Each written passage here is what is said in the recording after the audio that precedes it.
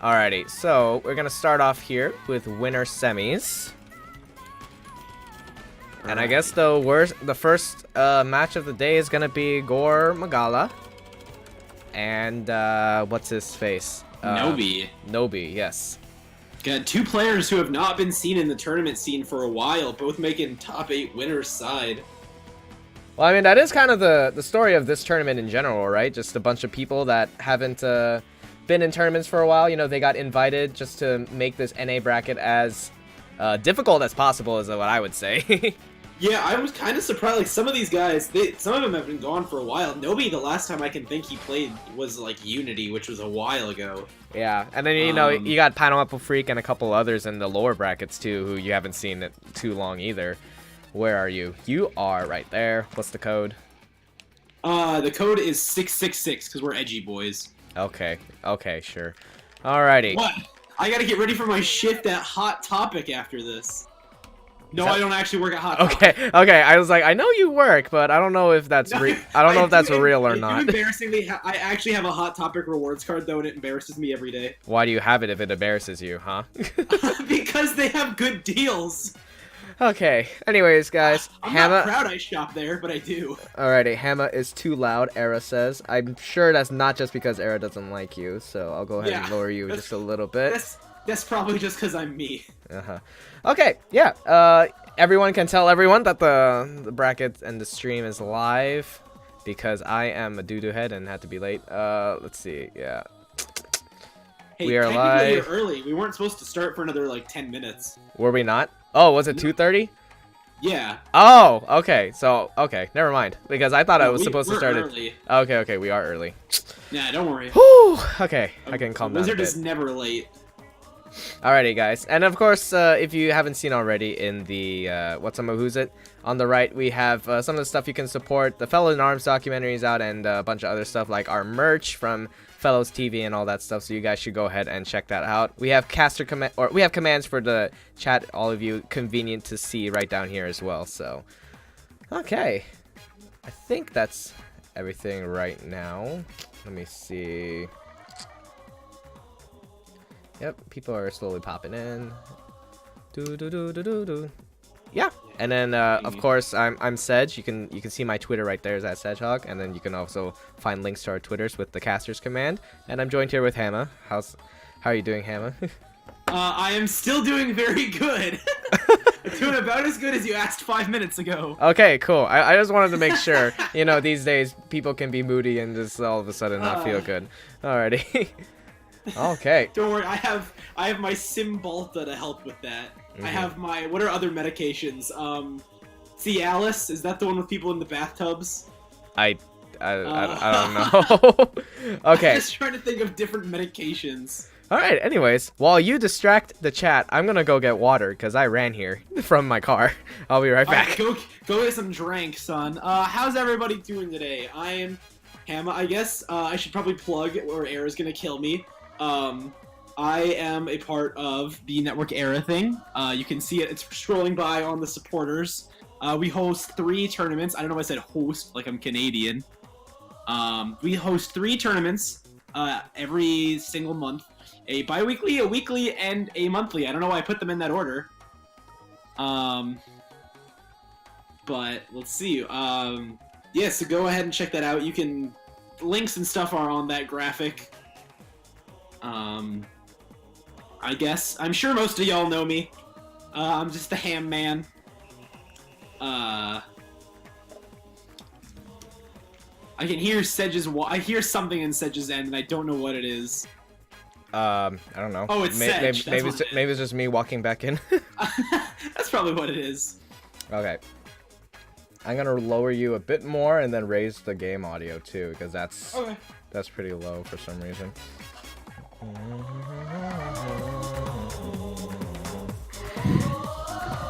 Okay, speak now, Hamma. Okay. I hope everything is good. Okay, I think we're good now. Okay, Okay, great. cool. So, I just need a TO to tell me if we can go ahead and get started, or we should wait a bit. Whoa, game audio is too loud now. Game audio is too loud. Okay. Doesn't sound any. Oh, okay. Let's try that. Sedge, there's a balance you gotta find here. My headphones are those really good headphones that like are like what's the word I'm trying to look for? They never peak on my headphones. So if it's too loud for other people, then let me know. Oh, it just normalizes down. Yeah. All right, let's try right here. Hopefully that's good. Pine, you're not wrong. I do get the man. Ham man. I know. I wish I had the Ham Man Twitter. I only found out there was a Ham Man Twitter after I started like calling myself the Ham Man. And that Twitter is so much better than I can ever imagine. Okay, we're good. Did I forget anything? Both here and at work. I just kind of like dipped super quickly. I'm just thinking. No, I don't think so. Let's see. I got that. I got all the caster I got all the commands in. Everything should be set up. Yeah. Yeah. Okay. Looks like everything's good. Okay. Well, anyways, guys, you can go ahead and check out a couple ads that we do have. Of course, check out the merch on FellowsTV, and of course the Fellow in Arms documentary you can watch on YouTube as well. We got chat commands for those if you guys want to check out the merch, especially. And of course, Era is helping us out today. This is some of her info here. I could probably make the ads a little bit slower, but yeah, support Era, support her tournaments as well. She went from 0 to 100 really quickly, and I don't know why, but like, yeah. FIA sucks though. No, I think just like one specific member. Yeah, that the dude like the fifth or the sixth one on the right. Yeah, I heard he's him like especially. The coconut lunatic. Lunatic. Yeah, he's Coco for coconuts. Oh, is that the Riptide logo? That looks really nice. Oh, yo, you have a Riptide logo going through the thing? I don't even have the... Oh, yeah, it's on right now. It's like the little squid thing. Oh, yeah. His name is Sean. Sean, the squid. His name's Sean? Okay, cool. Yes. I heard he kicks puppies. Oh, damn. Coconut freak. We gotta calm him down. We gotta get the Loco Coco. Gotta catch that boy. Coco for Coco Puffs. I literally already made that reference, Sedge. You gotta keep it up with me. Damn it. Yeah, so we're live, and I wonder where everyone is. The Mango Maniac. Yeah, we're just waiting on Nobi and Gore, seeing where they're at. They're not already playing, are they? I hope not. They better freaking not be. That'd be very awkward. Let me start checking through servers, see if they are.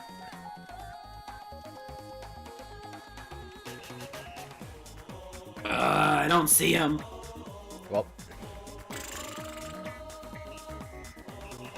Well, we will find out eventually.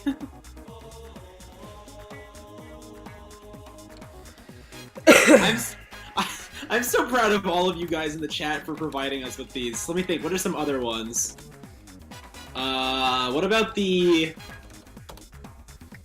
God, I'm gonna Google fruits. I hate that I have to do this. Well, I literally typed it. I typed in the words Google fruits. I hate do we have to make it an alliteration, because Pineapple Freak isn't one, so. No, but we're all doing that now. Okay. Let me think.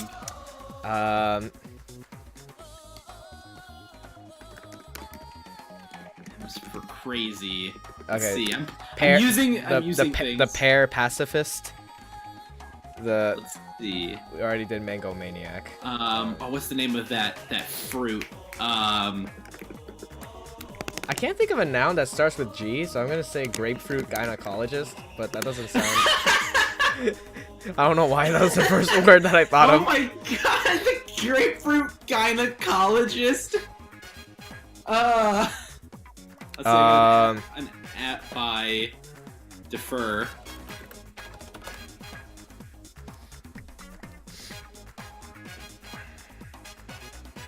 Okay. Okay. Let's see. I think Nobi and Gore are gonna be hopping in real quick. Okay, good.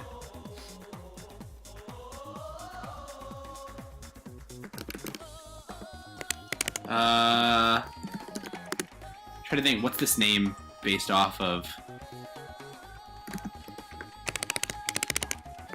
Alright, so there's Gore, and then Nobi can join through Gore. I gave them the code, so we should be all good. Alright. Sick. Okay, fantastic. So is Nobi part of Flow? Yes, Nobi is on the, I believe on the web design side of things, in the actual, in the actuality, like the working order, but I think he also is playing for them too. He would have to correct me if I'm wrong. And Gore, of course, a free agent right now, kind of been stepping away from the tournament scene, but he is back now for this, which means we'll probably see him more in the future.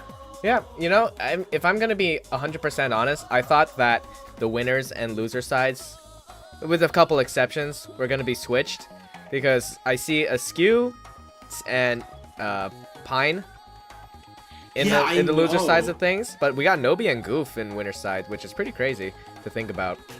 I'm surprised that, like, okay, we have like two quote-unquote legacy players in the top 8 right now, and they're fighting in round 1. Like, dang. Yeah. They're tied up there. They're not spreading out at all. Alrighty. So whenever the players are ready, and whenever we got the stage. Okay. Oh, I think they at you with Temple Grounds. Temple Grounds, yes. All right. Let me make sure to put that on because I got stage control. All right.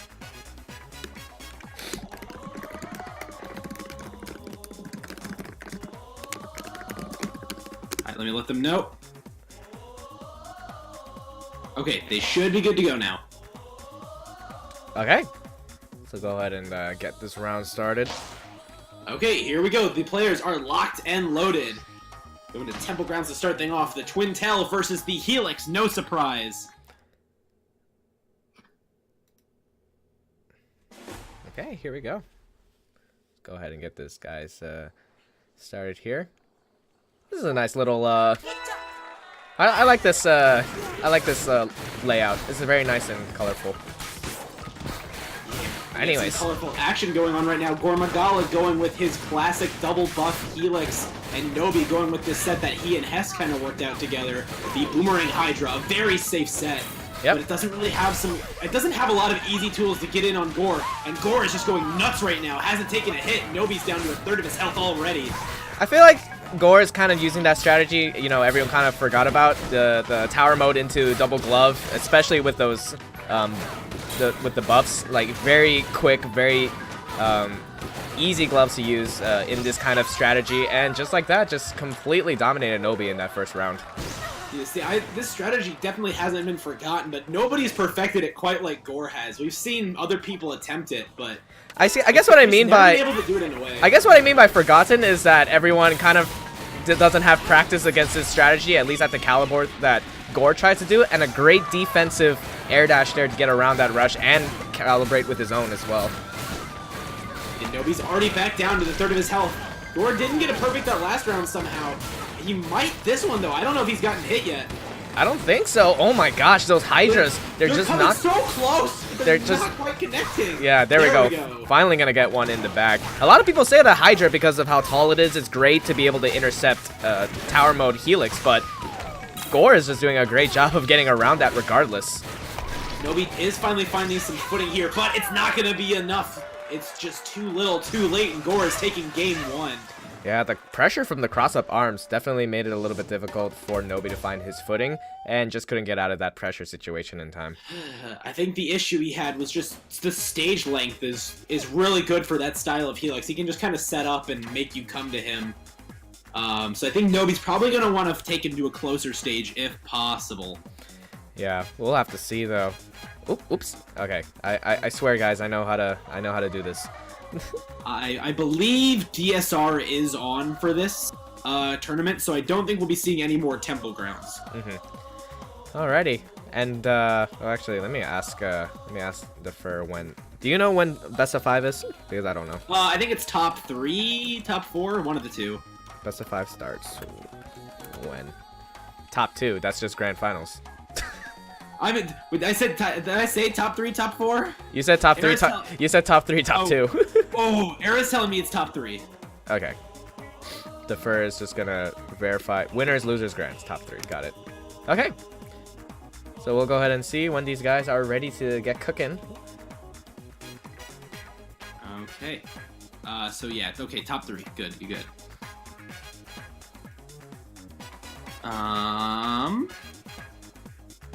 Okay, they're going to Mausoleum for this one. All right. Okay, a bit more rounder stage. It's a bit smaller too than Temple Ground, so may be that Nobi will have a little bit easier time closing in. I like the decision making from Nobi's part. Yeah, the only issue I could see with the stage is if that trampoline gets tossed out, which, to be fair, neither character really opens up that trampoline super well. But if it does open up, Gore can set up on the other end and force Nobi to make some really careful approaches. We'll have to see though. Looks like sticking with the same loadout as far as I've seen. Yep, gonna stick with the same ones. And let's see how the strategy pulls out the second game. And he goes straight into tower mode, doesn't even try to back up or anything. Yeah, I mean, why not? You're already basically at the wall. Nobi's gonna get hit out, tries to throw out that ring, but it's not quite gonna find its mark. Does get that Hydra connecting though, and now Gore is being pressed up against this wall. Okay, I like what he did. As soon as the distance was closed out, now he's sending himself into crouch mode, just because being taller is a little bit more dangerous at close combat. Right now, still trying to keep up that zoning. Nobi not giving up that space though, and he's pressuring Gore right here. This is what I'm talking about. If he can get in with that close space on this kind of stage, and especially with that boomerang rush, gonna get a lot of damage and put him in a really bad spot. Totally different game than what we saw last round. Gore gets knocked down again, does get a trade, but he's coming out negative, and Nobi taking that off of a whiffed grab, and he's gonna take round 1. Yeah, I think Gore, if he can potentially try to bring this back, I feel like a new strategy might be to get, like you said, that trampoline set up, just so he doesn't have to worry, and just like that, a point-blank Hydra. Start things off. Rush. And Gore's always been very good about landing them. Now that he's got Nobi off, he can set up a little better, camping up in the middle section, but Nobi's gonna knock him down with the Hydra Boomerang combo. Okay, gonna get a quick 1-2 though, just powers through that Hydra. The right spacing. Oh, wow! Fantastic right there. Gore's right back up in the same spot. Both of them popping rush. Obviously, Gore's rush is gonna come out on top. The flurry medium rush. Yeah, the flurry so definitely will beat out there. Okay. Gore with a very slight lead. The ratio of damage has been working out in Gore's favor this time around. At least when he gets the knockdowns, he's able to bring himself back into a better position. But Nobi closing it up again and still, I think, just barely does not have the lead. I think it's by like 5 health or something. But there we go. Down again.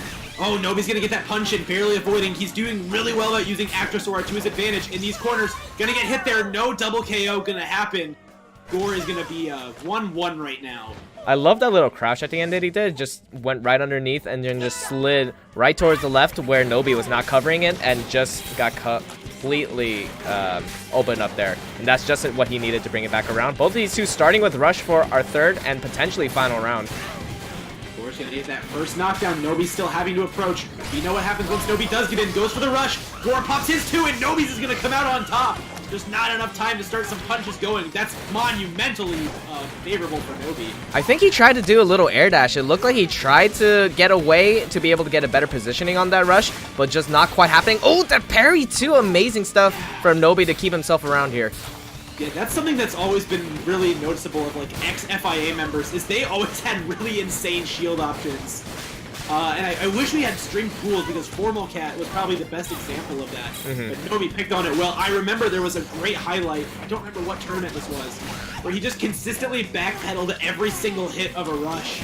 It was just fantastic. Nobi right now has Gore in a good position. Both of them have rush again. It's really going to be dependent on who pops it first, who's going to come out on top here. I think Nobi's a little bit out of KO percent for Gore's rush. Oh, he crouched underneath that Hydra, and he's going to be able to get that rush, but of course, the buff's not too big on the damage output with those rushes. Oh, Nobi gets hit once, and he's hit again. Trampoline is out. He's on the magic pixel, goes in the air, pops the rush. Gore is able to avoid it, and Gore Magola is going to take this. Gorg Mangola. Gosh, what a comeback there at the very end, just to keep himself alive. That was great defense from Gore. Glad that he's still sticking with the Helix. I know he uses a couple other characters depending on the matchup, but you know, this is where we've seen him tried and true with the Helix. So great stuff to him. He's gonna be moving on to winners finals. Yeah, Nobi still has his chance though. in the losers bracket right now, he will drop down to where does loser of A go? The winner of Steelhead and Pine. Let's go Gorg Mangola. Yeah, so next up we're gonna get Goof and Twin 5-0 up very soon for you guys. Fight. I'm really wondering who Goof is gonna go here. I don't know how Mech fares against Twin Set. The freeze could be an issue for Goof, as it's just a giant issue for Mechanica, but if he goes Coil, it could be a completely different tune we're singing. Yeah, I mean, Goof does have the Coil unlocked too, I think, for some of the weaker matchups that Mech has, but that's just a matter of Goof's decision making, and we'll have to see.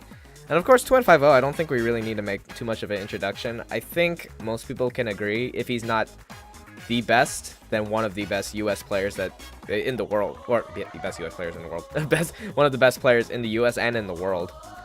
Yeah, he was the second seed in this bracket, and he's still in winners. The only person ranked higher than him was his fellow teammate, Askew, who I think fell to Gore in pools. Yeah, I think Askew probably the best online results. I think the best offline is probably Twin, just because he's been able to go to more stuff. You know, first place at SCR, second place at EVO, first place at well, actually, second place at Heart of Battle, and there's one more offline that I think he went to. There was the JGP that he won his big overall bracket, and then I think he got 4th in the finals. Okay, yeah. So some pretty solid offline results overall. If Askew can manage to start traveling, or maybe coming up when we got Smash and Splash, that would be a really big testament to see how that goes. And I believe Askew did take it over Twinned at Smash Out. Smash Out. Yeah, it was a 6-0. Yeah, so I believe I think that for the most part is those two that we can consider our best at the moment. Yeah, but only one of them is in the winner's side right now. And Goof is no slouch at all. This man, I've been seeing a lot of his like double bub play online right now. And I want to see how it goes. We might go from double buff to double bub. Which, honestly, buff has kind of fallen out of favor of the meta recently for bub. I think just due to, in 5.4, it got a patch to its homing, where now buff works almost a little too well. So it's easier to throw it. It's kind of the same situation that Siki and Homie have, where they're so easy to throw off the homing because they home a little too much at the beginning. Right. So who knows? Twin has joined us now. I don't know if I have Goof added. Hopefully Twin does. If either of them don't, then I think I do, if I recall correctly. I think I have Goof. I mean, can I open home? No, wait, no, I can't. All right, it's in Smash where I can open it up. Never mind. Let me ask Twin. Let me at Twin real quick and see if he has him. Oh no, he's here. Okay, cool. Cool. All right, Twin should hopefully be adding me soon. With what stage we're going to. I'm not sure who picks first. I've been seeing like lower seed has been picking first in the stages, at least in pool. That's what I heard. Oh, okay. Interesting. So, well, I think we'll be going to whatever Goof picks first. We can always get one of those websites, you know, where you can do online rock paper scissors, where you both pick and then it just displays at the same time when you both pick. We can just play a round of Pokken because it's basically the same thing. Low-key dissing another esport right now. Don't mind me. I mean, that's what some people like about. Well, I mean, Smash is kind of technically rock paper scissors, also, isn't it? Like shield grab and attack, technically. Okay, but they literally define it as rock paper scissors in the game of Pokken. Oh, did they actually? Yeah, they actually make they actually say it's rock paper scissors. Oh, okay. And there's some, I can't remember what website it is, but I think there's some esports website. I think it's on Smashboards where it links to, you know, other resources. Their picture that links to the Pokken resource is just a picture of a rock with Pikachu ears because it's rock paper scissors. Oh my god. Okay. Alrighty. Have they told us what map they're going to? Not in the ARMS chat. Let me at Twin real quick and see.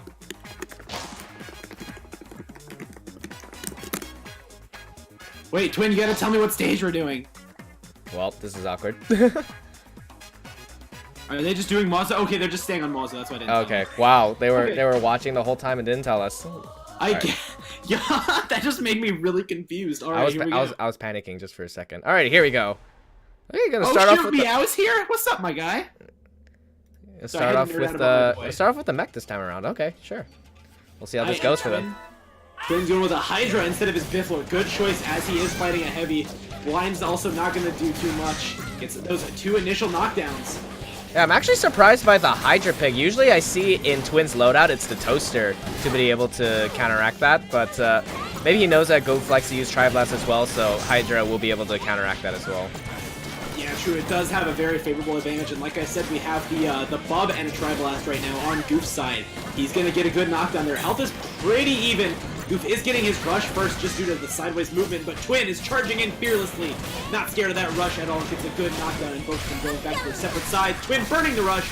Not able to make it land, though. Yeah, doesn't get that first Hydra hit to get the pop-up. Ooh, and Goof gonna close him out and just follows his drift. Not able to get the last hit for the knockdown, but still, decent damage, and he's got the lead. Yeah, does get in a bad retreating position. He keeps having to back up, but there's nowhere to run. Gets knocked down because of Lola's weird shield parry, and the shield is not able to protect him from the Tri-Blast blast. Okay, Twin deciding to use up that mix-up with the shield dash, try to mix up Goof a little bit, but just overwhelmed, nowhere to go on that, and Goof is able to cover all those options on his defense, and he's gonna get that first round.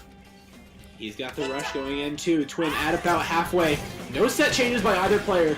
Goof is going to be making the second move here. Very smart. Waiting out for Twin to commit to something, and then finding a way to counteract it. Goes for the rush right here as Twin tries to parry his way in. Not going to happen. 275 damage applied to him. Just in general, Goof's been doing a good job of knowing where Twin wants to air dash, or excuse me, super dash out of shield, and he's been making a good job of closing him out afterwards, because there is a little bit of end lag on that, so you got to be careful when you throw out those super dashes.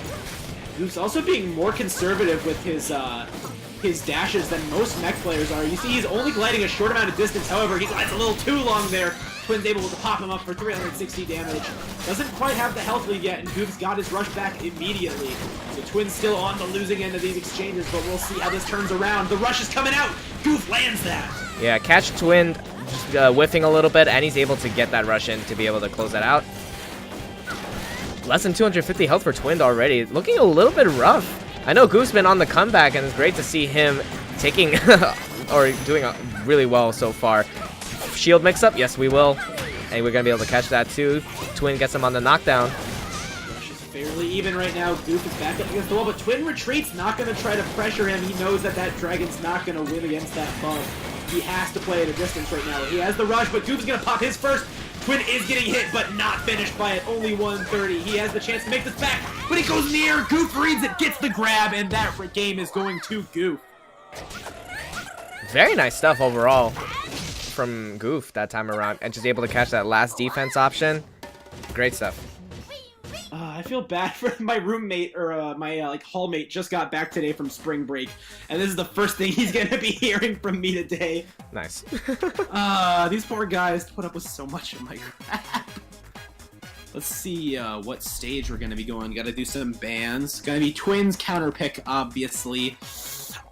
I'm feeling Buster or Via coming from Twin, as long as they're not both banned. Just waiting for him. Okay. We got some time, I think, while they do their bans. I'm feeling Buster or Via, because the longness is good for Twin's general setup, and the narrowness of it makes it harder for Mechanica to approach on him. Right. Or Scoot might know that and just ban both, and then I don't know. Yeah, we'll have to see. Maybe Temple, huh? I feel like Temple might work. I mean, the lateral movement gives advantage to mech as well, but we're going to sparring ring. Okay, Twin, you do that, bud. He might change up over to his Glusher set because of this. Yeah, maybe he feels like he got overwhelmed by the arms that specifically Goof was using at that moment. But we'll have to see. He's sticking with the same character. I don't think he's ever gonna switch off that. So yeah, the day Twin switches off of Lola is the day that I go back to playing her in bracket. Okay. He's got that toaster on right now. He's gonna start with the double toaster. Okay. That's a smart decision. That explains why he chose to go to Spartan Ring today. Yeah, that's why I was confused why he didn't just start off with the double toaster instead of went Hydra. But we'll have to see. But he's still getting intercepted on these super dashes like I was talking about. Goof doing a good job defending and then also navigating around and getting those punishes when he needs it. But a great super dash grab will be able to keep things at least close for Twin. He's trying to go up in the air for these punches, wants to keep himself safe and have the option to retreat with a shield bounce. But Lola is still Lola no matter how many fancy arms she puts on. Goes for the cancel right there. However, those gloves weren't charged. If they landed, it wouldn't have mattered anyways. But Goof only does get 80 off of that. And like you said earlier, I love how Goof is being a little bit more conservative with his super dash, or super, I don't know what to call it, consistent dashes with mech, because it makes it really difficult for Twin to keep track, I think. And then he's throwing in a couple wiggles here and there too, and Twin 5-0 can't figure out where to put his arms. And just like that, another round goes to Goof. Yeah, I know Twin is the one playing Lola, but Goof is kind of clowning on him right now. Okay, that's I'll accept that joke. Thank you, thank you. I thought that one through and was like, is this...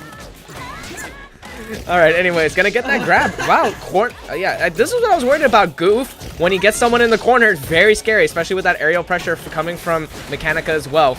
And again, these mid-sized arms are just clanking it back and forth, and just a little bit of extra speed. Goof using the, I love that, using the bub to defend himself against one toaster, and then uses a tri-blast right behind it just to be able to safely get into Twin 5-0's zone. And then he has armor on top of that to defend him in case another toaster goes through.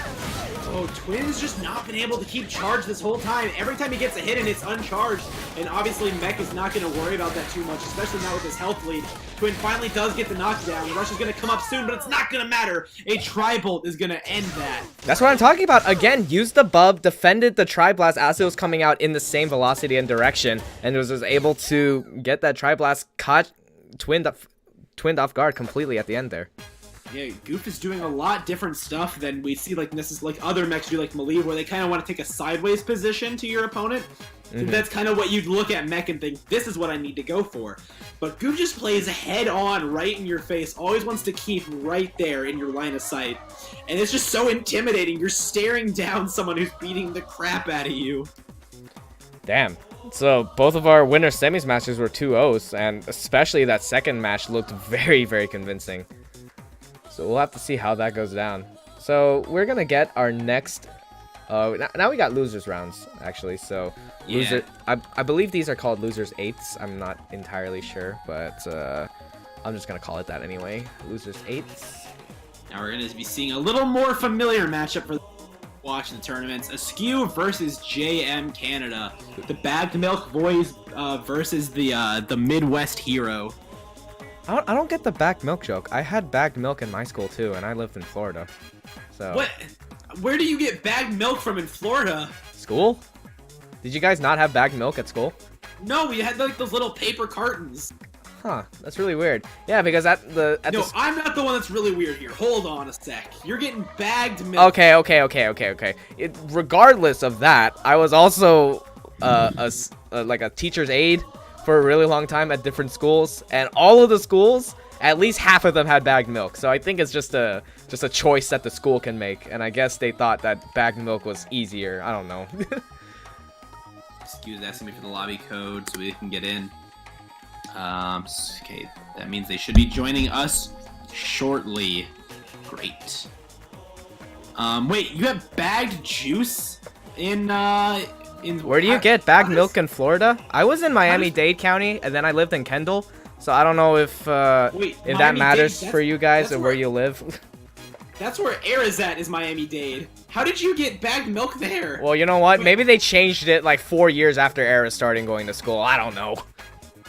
What the? Okay, wait. What do you do with the milk? You get it in a bag? You get it in a bag, and you have a pointed straw, and you frickin' stab it.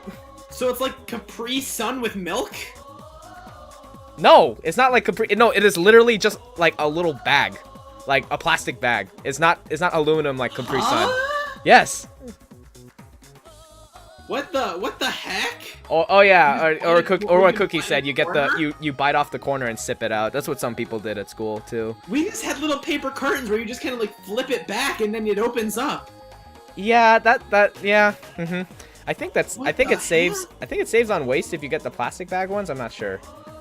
Well, I have no idea. Maybe it's cheaper, you know. But anyways, yeah. I don't know. I would always, though, when I had my little cartons, I would just like fold them back and like press them down and turn them into a rocket ship. Very interesting. Okay. What? They're cool. You can explore the stars with milk. Milk takes you out of this world. That was printed on the milk carton. Well, I don't know, man. I'm just trying to say that it's not just a Canadian thing, because I've been to schools last year in San Diego that had bagged milk too. So come on. I think wherever you're going is just treason. Okay, Mr. What's something that you do that everyone hates? Era, help me out here. I need something. Breathe mostly. Oh, okay, yeah. How dare you breathe, Hamma? I just breathe and everyone's like, "Fuck off, Hamma." Okay.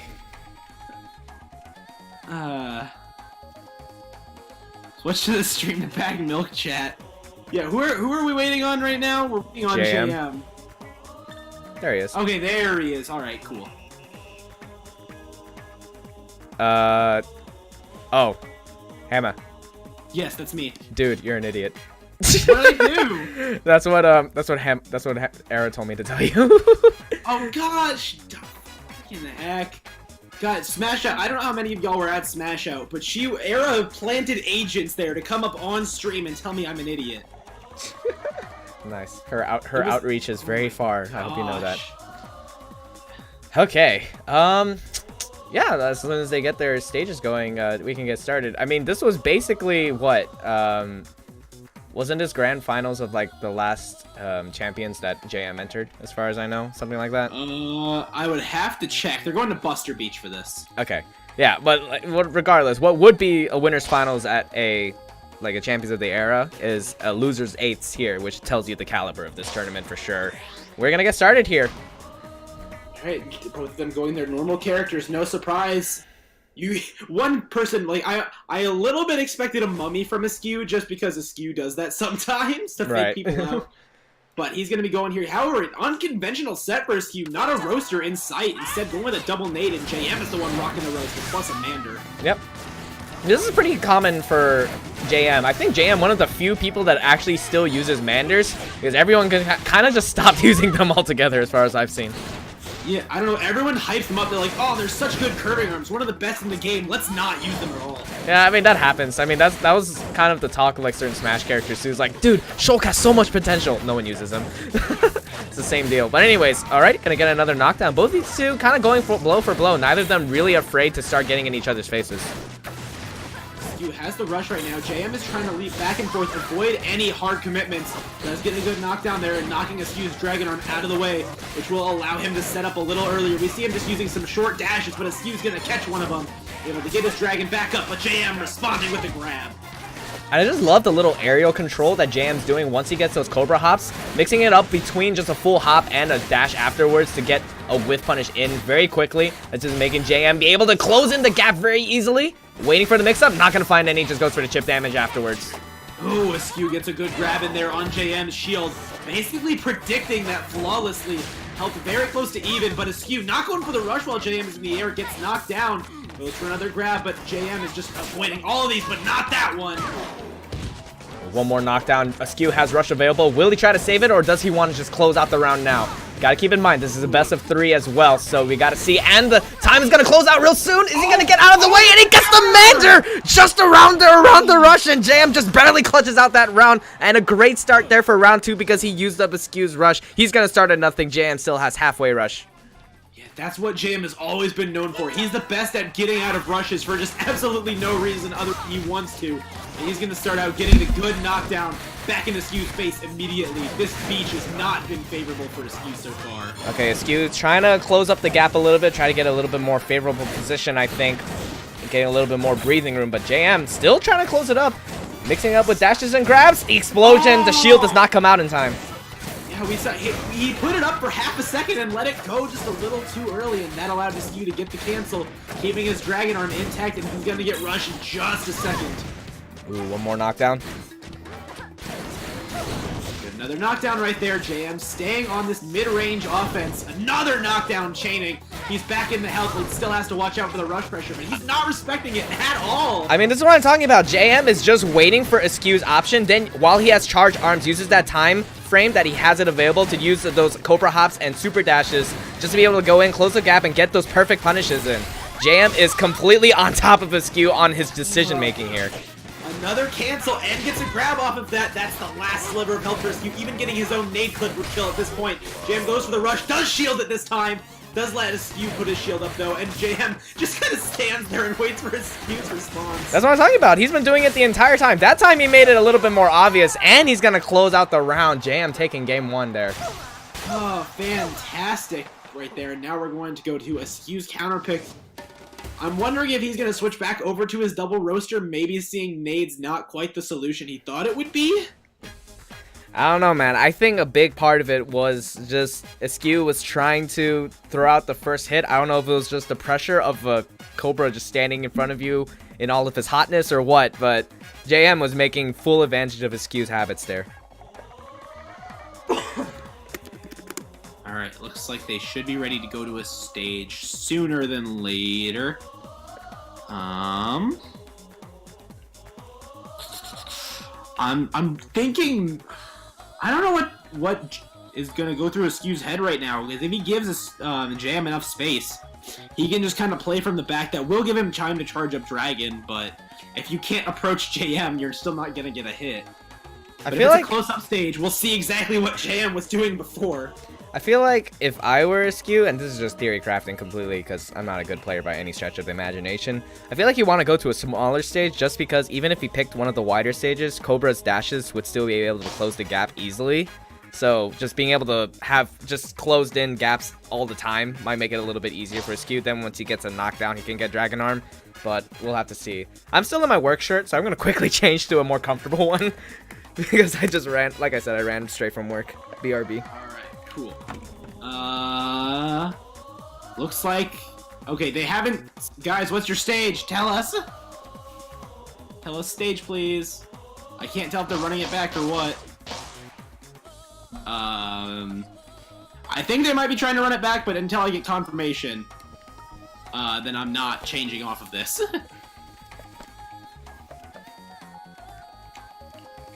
Alrighty, I have a more comfortable shirt on now. Great. They have not told us stage yet. They're locked in, but they're not telling us where to go, and I don't want to put this on the wrong stage by accident. Okay, they're staying on Buster. Good. Okay. I guess Askew might think of something different. Either that or he was waiting for the stream to load so that he could listen to my coaching. One of the two. The commentator's coaching. Okay, we see Askew has that roaster back on his set, but he's still not using it. He's sticking with the double nade. Gonna go for the Dragon early on. He will find that JM's not gonna get the punish right away like he did last time. Okay, this is what I wanted to see from Askew. He's being a little bit more patient, and this time he's waiting for JM to throw things out, and he's getting the punishes on his full hops into landings. This is what I'm talking about. The one who strikes first is losing in this matchup, basically. So JM might have already started adapting to that, but Askew is going to counter, get another good knockdown, get his Dragon back up, but now JM throws out a risky grab, knocks him right down to the floor. Okay, just hops around. Yeah, this one. Okay, now he's starting to... exactly what you said. Yeah, he's starting to pressure Askew a little bit more, but he's being able to catch those whiff punishes. I think JM thinks he can elicit a reaction out of Askew by doing those full hops in his face, but it's not quite going the way he wants to, so he's getting countered as soon as he lands back on the ground. That's the risk reward is going in the air. You got that pressure, but if you get read incorrectly, you could easily lose your health as well. Both of them go for rush. JM had that kill. Oh yeah, wow, that took out Askew's rush with him too. Ending up in the hot pocket on just a sliver of health.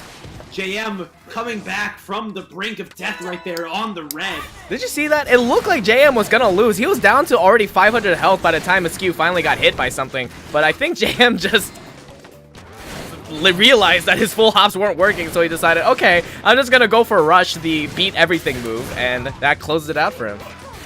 Yeah, Askew kind of beat that lesson into his head, but in the end it paid off. Now he's staying back at this distance, kind of camp around the divider right now, not wanting to get back on top of it, not wanting to approach, just dashing safely. It's like when you're getting chased by your parents and you run around that table. That's kind of what JM is doing to Askew right now. I don't know how badly you got in trouble, Hammer, but I don't think I ever got chased around the table. Okay. All the time. But you know what else is happening all the time? Askew getting these knockdowns onto JM, doing an amazing job, and that cautionary sign has been on that right arm this entire time. But finally gonna get a little bit of breathing room, and he decides to try and close it in once he finally gets that charge in. But Askew knocking him down one more time. Neither of them really want to burn their rushes right here. We've seen what happens when Askew presses rush. JM just says, I don't think so. Goes around, but Askew might want to activate it soon. He's almost in kill percent. Actually, it doesn't matter. He's going to get that, and they're both going to save their rushes for the next round. Yeah, I think JM just saved it for when he knew that he could get a guaranteed win on the round of the rush. That's not going to happen this time around. He had the extra round cushion because he won the first one. But we're going to have to see how this goes down. Both of them starting off with rush. And both of these two actually starting to get a little bit more aggressive at each other. I think they're kind of realizing, okay, I'm waiting for you and you're waiting for me, so let's just start punching each other. I see JM is going a little more heavy, throwing out those roasters instead of us at Askew directly. He's just going to go for the side, but Askew's going to punish that risky grab that he went for with a good solid rush, and JM's going to respond, but gets canceled by the nade. Flips right on top of it, and that's not a position you can be in when you activate that. Ooh, gets knocked out out of the air, though. Doesn't even need the rush to try and catch up on the percent health. Been commentating too much Smash recently. But here we go. Another knockdown. JM, again, putting him in the corner, getting that pressure going. Not going to get the mix-up with those cross-up arms and going to get knocked down one more time, but he's got the rush available one more time, and he decides to just go for it, and he's going to close out the game 2-0. Oh my gosh, can y'all not let them 2-0 you, please? These are going so quick right now. Oh my god, that's so funny. So that's so funny. Did you see at the end the little Mander just like I freaking love that thing. After just waving you bye-bye. Yeah, it's like bye-bye, and I guess Askew is gonna be taking it at 7th place today, and JM's gonna be moving on to fight Twind in losers quarters. But next up, we're gonna have Steelhead and Pineapple Freak. Two very great masters of their trade. Both of them kind of perfected sets in their own regard. Steelhead obviously perfecting the default brass, though he's kind of shifted off of that now into a more customs heavy set. And Pine, the one who brought over the clapback Popper Cobra to the US from the Japanese meta. Yeah, we'll have to see how this goes down. I mean, the last time I remember Pine entering a tournament was the first Iron Fist Friday, right? And he won that? Yeah, yeah, that one was... that was one for the books for sure, but wait, we gotta see. Did he win that or did Para win that? I don't remember. I think he won. Oh yeah, I remember he trapped Para against the back of some of the ribbon ring blocks, and he just couldn't move. Oh yeah. Okay. Anyways, yeah. So we're gonna get that one ready for you guys very soon. But yeah, great stuff all together. Let's go ahead and just come back to this lobby here, so you guys can see some of the merch and all that stuff under the support tab. You guys see up on the top right. And remember to support Era and her tournaments too. We have Champions of the Era every Sunday. Default Derby is bi-weeklies on Saturdays. And we have Riptide Randoms, which is monthly. I don't know how she has time to do all that, but you know what? She's a great TO. You guys should go support her as well. Let's see. Steelhead has joined wow, us you have nothing to say about Era, Hammer? Are you kidding me? Are you kidding me right here? You have a lot to say about Era. You have nothing nice to say about Era? Oh my god. That's correct. That's correct. Wow, where's Era? Are you gonna add her into this?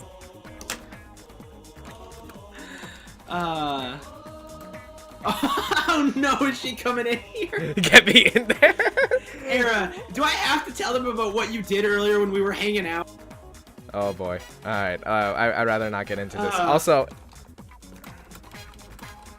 Era, I'll tell them. You know exactly what I'm referencing.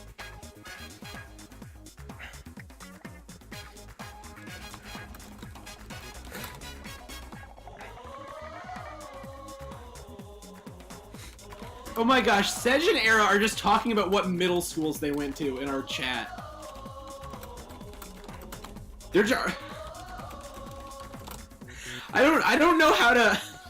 I didn't know that Era lived in the exact same area I did when I was little. Okay, anyways. Okay. Oh, talk about how cool Riptide was in the CC crew battle. Oh yeah, we did really well. We only dropped one game, and I think Marie took that one over Dart. Yeah, Riptide did really good. We had a lot of fun with that. Me and JM talked a lot of A lot of weird things. Why are you guys still talking about your middle schools? Oh my gosh. Okay, anyways, yeah. Yeah, also, if you guys look back at the bracket, everyone from Riptide who joined today, except Radio, got 9th. Damn. That made me really sad. Oh. Alright, so we got Steelhead. Where's Pineapple? Oh, there he is. There's Pine. There he is. Okay, there we go. Let's see.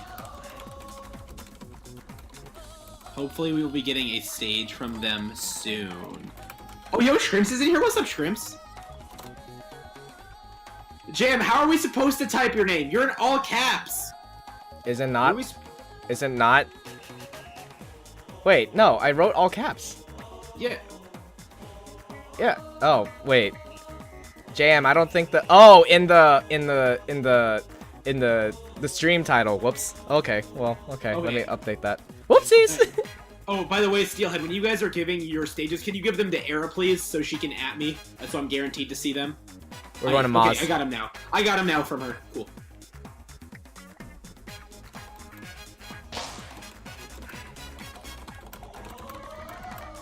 I was! Steel put it in chat first, Era! God, she's trash-talking me in places you can't even see! Oh my gosh.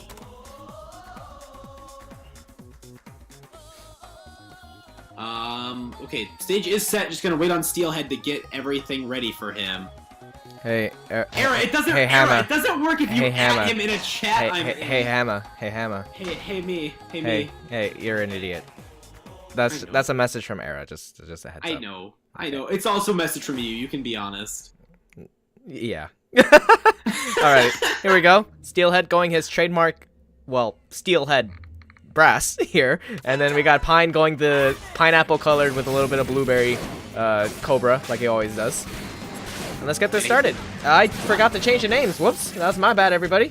He's gonna be using a bird chunk and a roaster here. Not a set Pine is traditionally known for, but this man has had so many sets under his belt. Started out as a double boomerang cobra until he got the slapback popper, and from that he's just been kind of experimenting. You never really know what you're going up against, but Steel has come prepared for all situations. A very good all-around set, especially a good set on brass with that Chakram. While Chakram has kind of fallen out of the meta recently, it never really stopped being put onto heavy characters.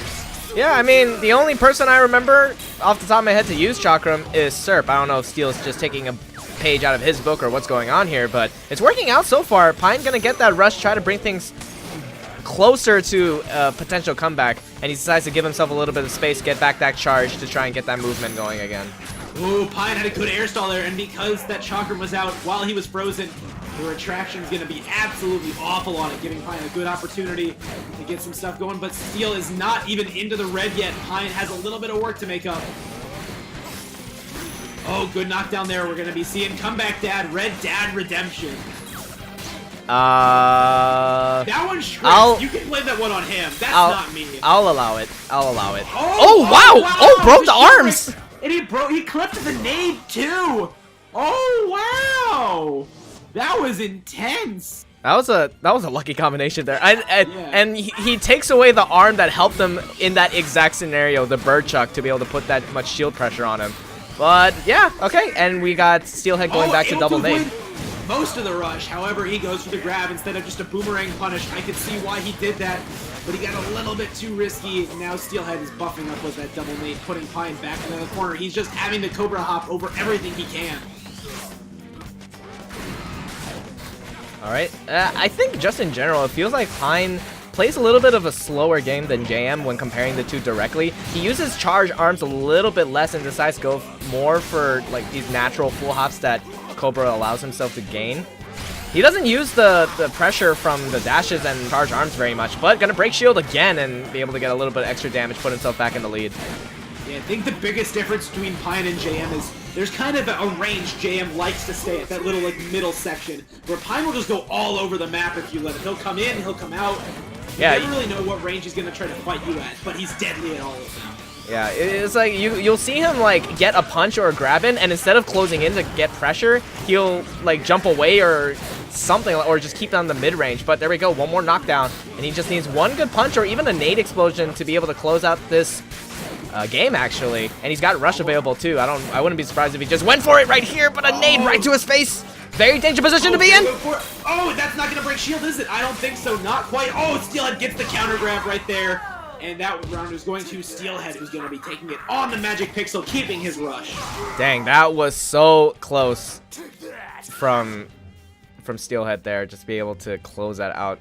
And just barely keeping himself alive, and goes on to the last round with rush available. Goes back to the bird chuck. I mean, he knows he won that game with that available, so we'll see how this goes down. Tries to go for a cancel right there. Not going to be able to find it.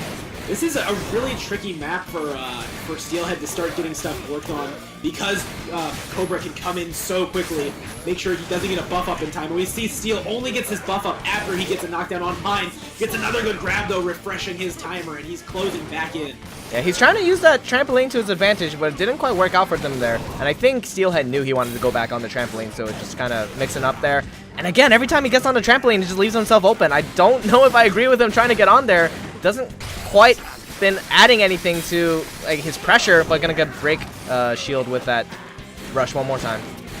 I'm kind of walking away instead of backing up. Probably a good idea that he did Cobra hop, since Steel's got the rush, would catch him probably pretty easy. Pine has to play really elusive though. Cobra hops out of the way, just shields, not going for any risky punish. Yeah. Steel will get his buff back up, but he's only a little bit away from the red mode. Even I think one more shield chip that could do it. Oh, we got the buff up mode one more time. Gets knocked down though. Right there. Pine's gonna come out with rush first. That could make all the difference, but he's gotta avoid these hits for a little bit before he can get it. Oof, one more knockdown. Let's see how it goes. Oh, and he gets around the grab. It looks like Steelhead loves to go for those grabs once he's on the knockdown wake up. Gonna break the arms one more time. Yeah, that's basically a guaranteed break. I think Helix is the, or Helix. I think Linkable's the one that labbed that out, and I think if you keep Birdchuck on shield pressure, you'll basically almost guarantee shield break every time. Yeah, it does so much damage to your shield. I think Steelhead, and that's just an unfortunate, he was dead no matter.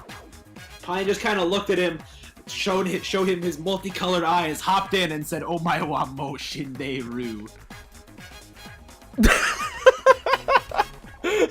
Okay. All right, fine. That one actually made me laugh. Okay. Thank you. Hey, it made Sedge laugh.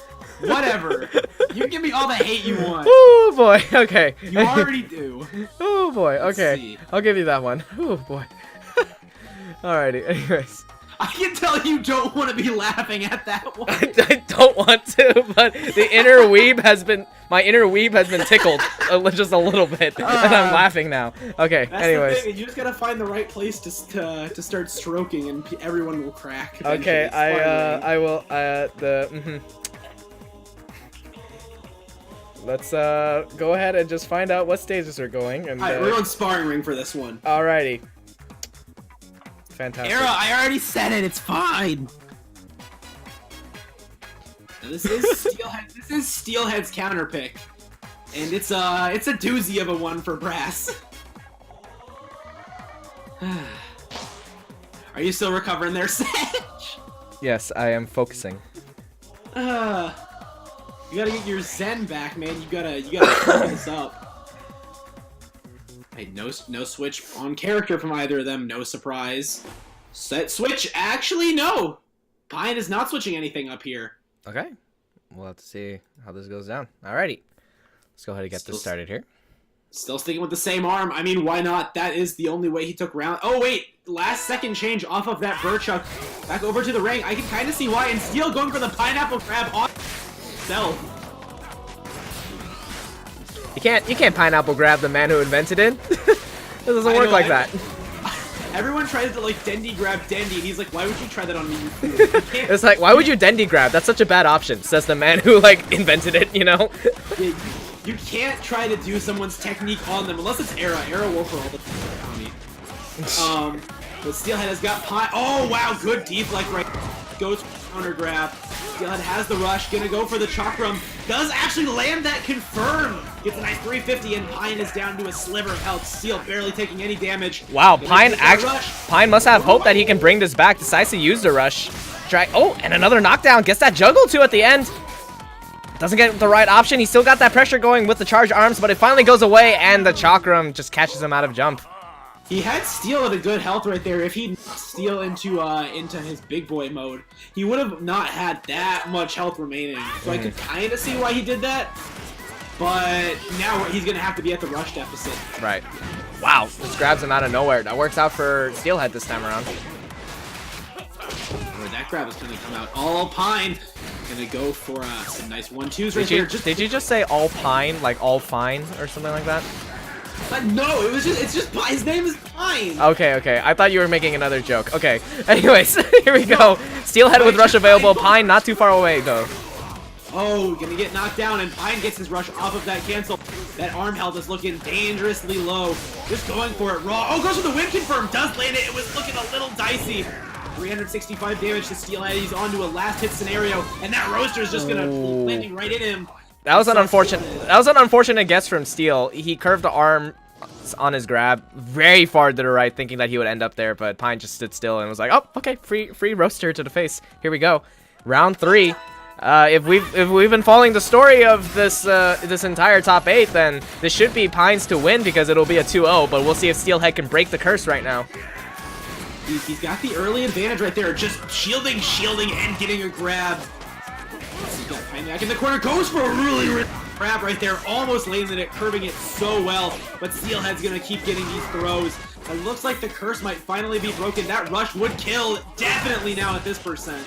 Yeah, we'll have to see it one more time. Oh, and Pine just... That's it. Wow, Pine really wanted that grab, and he was just not getting it. Unfortunate. So Steelhead breaking the curse here. We're going to game 3. That was a classic example of the take round to get body combo. Pine only got some shield chip on him. Yeah. At the very end. Now we actually will have a game 3, folks. Who'd have thunk? Yeah, man. It's crazy. It's crazy, brah. All these dudes out here, they be 2-0 and stuff. It's nuts.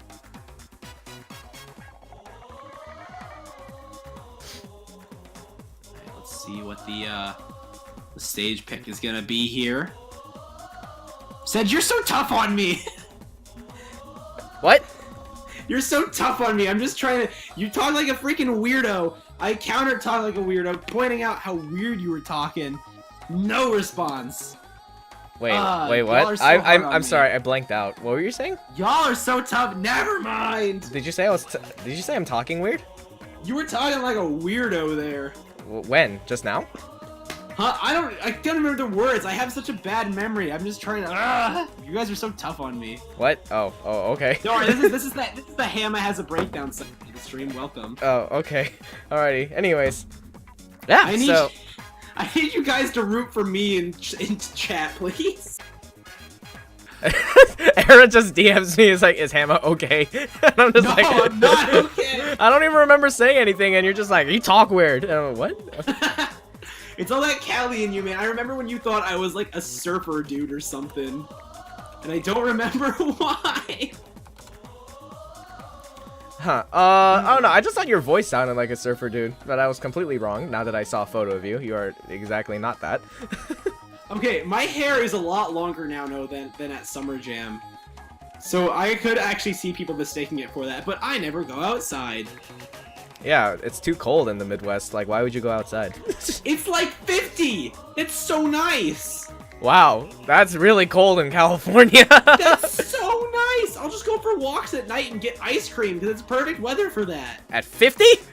Yes, it's so nice outside now! Oh god, I'm gonna freeze to death when I go to Smash and Splash, holy cow. Oh my gosh, wait, are you coming? I should be.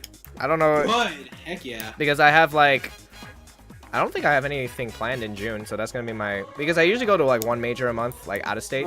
So Smash and Splash would probably be that one. Heck yes. Let me make sure to... I'll stay at the Smash section just to avoid you as much as possible. Alright, cool. I mean, honestly, fair enough. I'm pretty sure that when I sit down in the crowd, there'll just be like a ring of empty seats around me. Oh boy. Anyways. Have we got a stage yet from these two? I don't think so. Maybe Pine... I know Pine is a very mentality-based type of player, so maybe he needs to calm down, take a breather, momentum cancel Steelhead just a bit, and then go into this last potentially last round for both of these two. This is winners, or this is losers after all. It's last game. This is a guaranteed last game for one of these players. Yeah, Steel has always also been the guy who like sits and thinks about his bands for like 10 minutes and then starts fiddling with his water bottle and then goes to the bathroom and then comes back and then says what he's thinking. Oh, so true that? Yeah, he's the Wizrobe of ARMS. Oh, okay, okay. Alright. Let's see. Era, have we heard any news from these two? At all?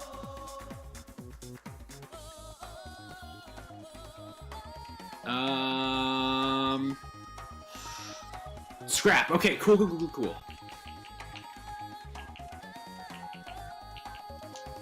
Alright, here we go. Stage is set. We are ready to go. The first game 3 of top 8. Let's see if there's any changes. No character changes as expected, but let's see what those ARM loadouts are rocking. Oh, definitely very different from Pine this time around. There we go. There's that clapback Cobra that we all... Oh, actually not going to be using the clapback, though. Has it in his pocket in case he... I guess he has it in his pocket in case the popper doesn't quite work out. Yeah, I could see why he's saving it, considering there is a ram, a giant curbing blade on Steelhead's loadout right now. That popper is going to be at the weight disadvantage. Not to mention, the rams are some of the best medium arms at cutting through light arms. Right. As we see right there, it's unless he's positioned to his diagonal, he's not going to be landing a lot of hits with that popper. As you say it though, he's landing a lot of hits with the popper. I don't know what you guys want from me. I'm trying. Steelhead goes for the rush. Yeah, it doesn't quite hit. The pillars are out of the way though, and he's gonna get that rush in. Gets a lot of damage out of that. 310. I didn't expect popper rush to actually do so much. Oh yeah, popper rush is like it's unexpected how much rush damage it does, but it does a ton of damage. I think it's one of the best arms for setting up too, since you can just win confirm off of it. And we've seen this damage has put Steelhead down into the red right now. Pine is about to join him shortly though. Gets hit by the chakra, no follow up, but his arm is broken now. Nowhere to go but nade. Oh, the nade was able to catch him. You can see he tried to bounce away. Sometimes he can get away with it. Oh, the juggle too! Magic picks over Steelhead, but this is the exact same scenario, except reverse. Pine doesn't have to rush to try and close things out hastily this time around, but any uncharged punch will be able to do it. 19 seconds left on the clock. Neither of these two are committing too hard on it, but he goes in, barely avoids both the chakram and the nade. So many parries happening, and Steelhead's been getting so close to getting hit. Right now, Pine is gonna... Oh, he gets rushed in the end. Steelhead staying back and was letting the rush accumulate. Fantastic play right there. Oh, man, just let it rip at the very last second. Pine's gonna start... Okay, he just went immediately to clapback. Didn't even have time for the replay to load. Yeah, we're just going straight to clapback this time around. Oh, and he's going straight into the rush. The clapback is actually gonna... Steel was not expecting it to be able to curb as much as it naturally does. He's going to get a grab follow-up there, too. Very good. Steel was probably expecting a clapback planting in his face. Just so hard to get around. You really just have to wait for them to retract it. Yeah, I love what he did right there. Just right on Waco. Had the clapback right in his face because it moves so slowly. Can cover and pressure a lot of those different options. And was able to get a lot more damage out of it that time around. Gonna get maneuvered around right there at the end, though, but we'll see. Still has a decent-sized lead.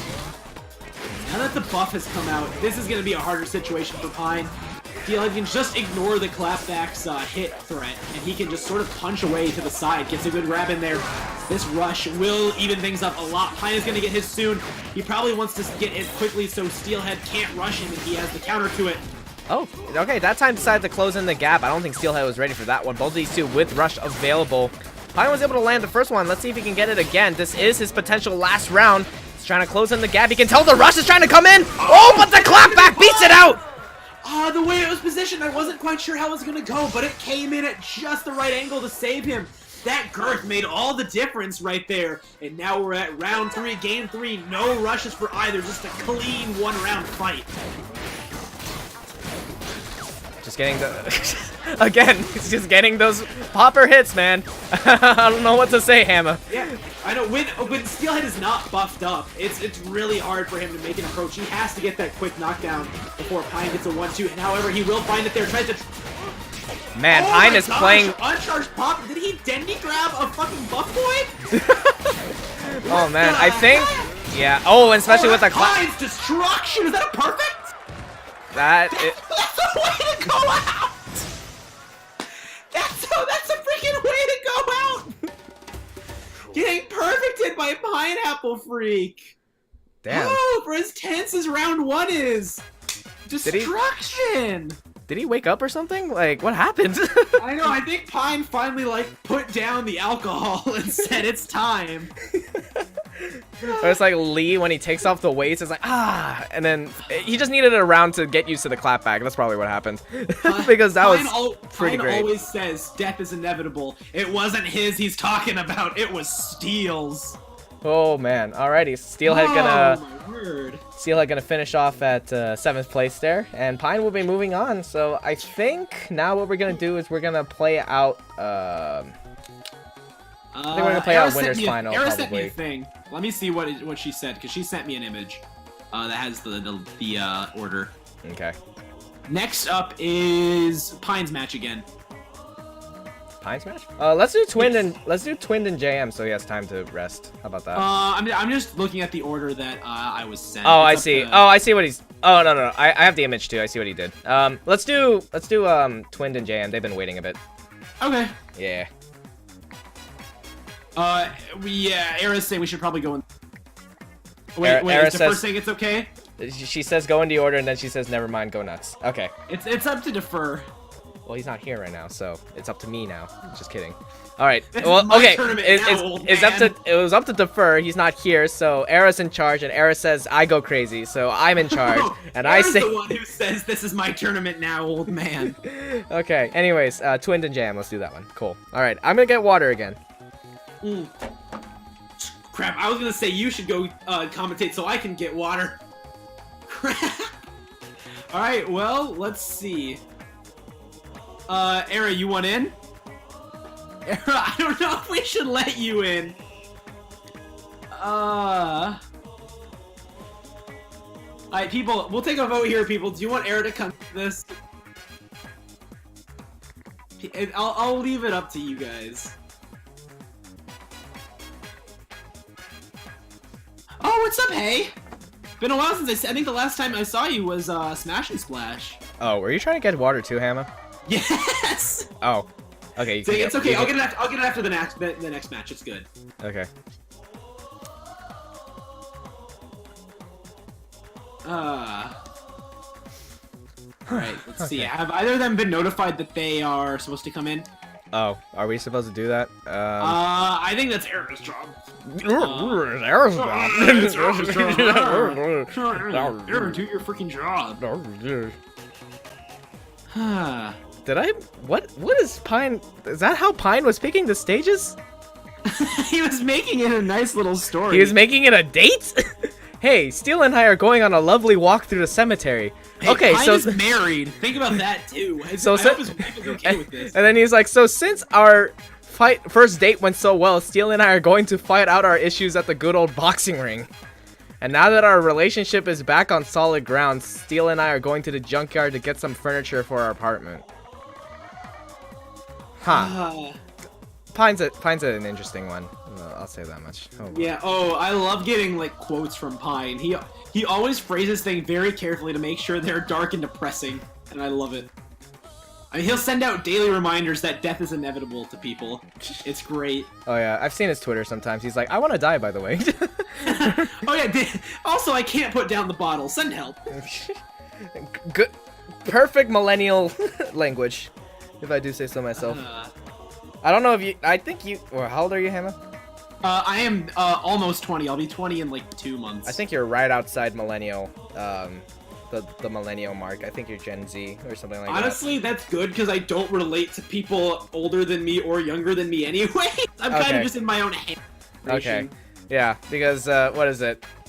The millennials always talk like that. Like all my friends in college were always like, "Hey, did you remember to refill the water pitcher?" And then my roommate would be like, "I'm gonna fucking kill myself" or something like that. And I'm just like, "Hey, it's just the water pitcher, guys. Come on, it's okay." I'm gonna impale myself with the knife I used to make my avocado toast. Hey, I find that offensive. Thank you. Why do you eat a lot of avocado toast? No, I don't. I don't like avocado toast. Oh my gosh. But sometimes at work, people are just like, "Could I get toast and a side of avocado, and I'm like, getting that millennial grub, are we? And then they get really embarrassed and they're like, yeah. Let me guess. You guys also bring your own shopping bag to Whole Foods. Oh my god, I'm so triggered now. Okay, anyways. Am I just nailing you? No, you're not nailing me. I used to work at Whole Foods, that's why. Oh, dang, dude, there's no Whole... Maybe there is a Whole Foods where I'm at. I've never been. The most I know about Whole Foods is, like, the commercials I see on Hulu now. Oh, well, if you ever have, if you ever have smallpox, let me know and go to a Whole Foods and you'll infect all the babies there because they're not vaccinated. I'll just say that much. What? Wait, do anti-vaxxers shop at Whole Foods? Yes, they do because they want all natural stuff. So they go to Whole Foods and then they get really mad at me if something's conventional. Because at the quick side note while they're getting their stages ready. If you go to Whole Foods and the juice bars there, they're technically not. So they're not licensed to be necessarily organic. They just happen to have some stuff from the Whole Foods market, but they get their own stuff too. So the strawberries, bananas, and like blueberries are conventional. So people got so mad when they found that out, like it was conventional for their smoothies. So yeah, that was quite a hassle to deal with when I was working there. I'm like, guys, I don't know what you want me to do. This is technically a separate shop from Whole Foods itself. So, anyways. All right. Yeah, now we're going to go with Twin versus JM on DNA Lab. Dan's Lab. You forgot to mention that, dude. It's Dan's Lab. Everyone is calling it Dan's Lab now, though. We gotta go back so it's funny. And I forgot to change the names again. I'm gonna kill myself. Wow, did you go back to college for a second? Yes, I did. Okay. Who's fighting right now? JM, right? Okay, cool. Okay.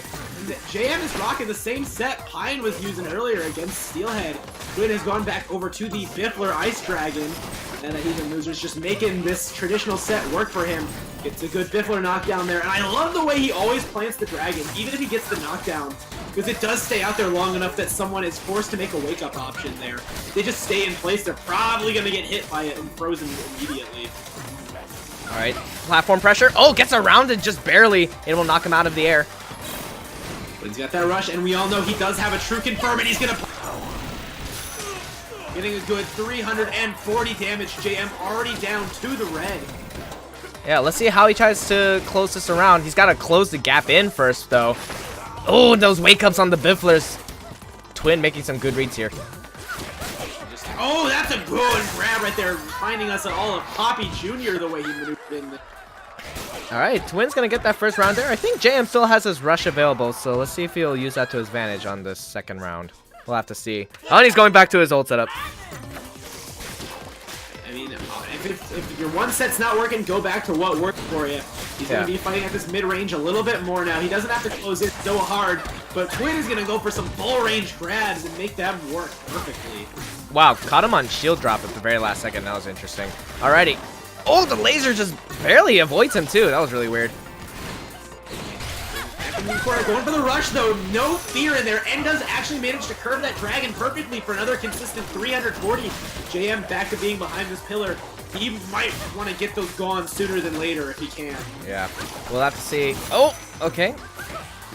Okay, not enough room or time for a shield mix-up. He does get a good dash around punish, though, and knocks JM out of the air. The rush is online, but it honestly might not matter if he's blinded. Almost got that grab in, but JM was just out of the reach. He's gonna win for JM. Could bring this back to even, but it's gonna be tough. Ooh, I guess not. Yeah, especially with being knocked down into magic pixel range. We're gonna have to see. Where does he go for it? Gets a punish on the grab.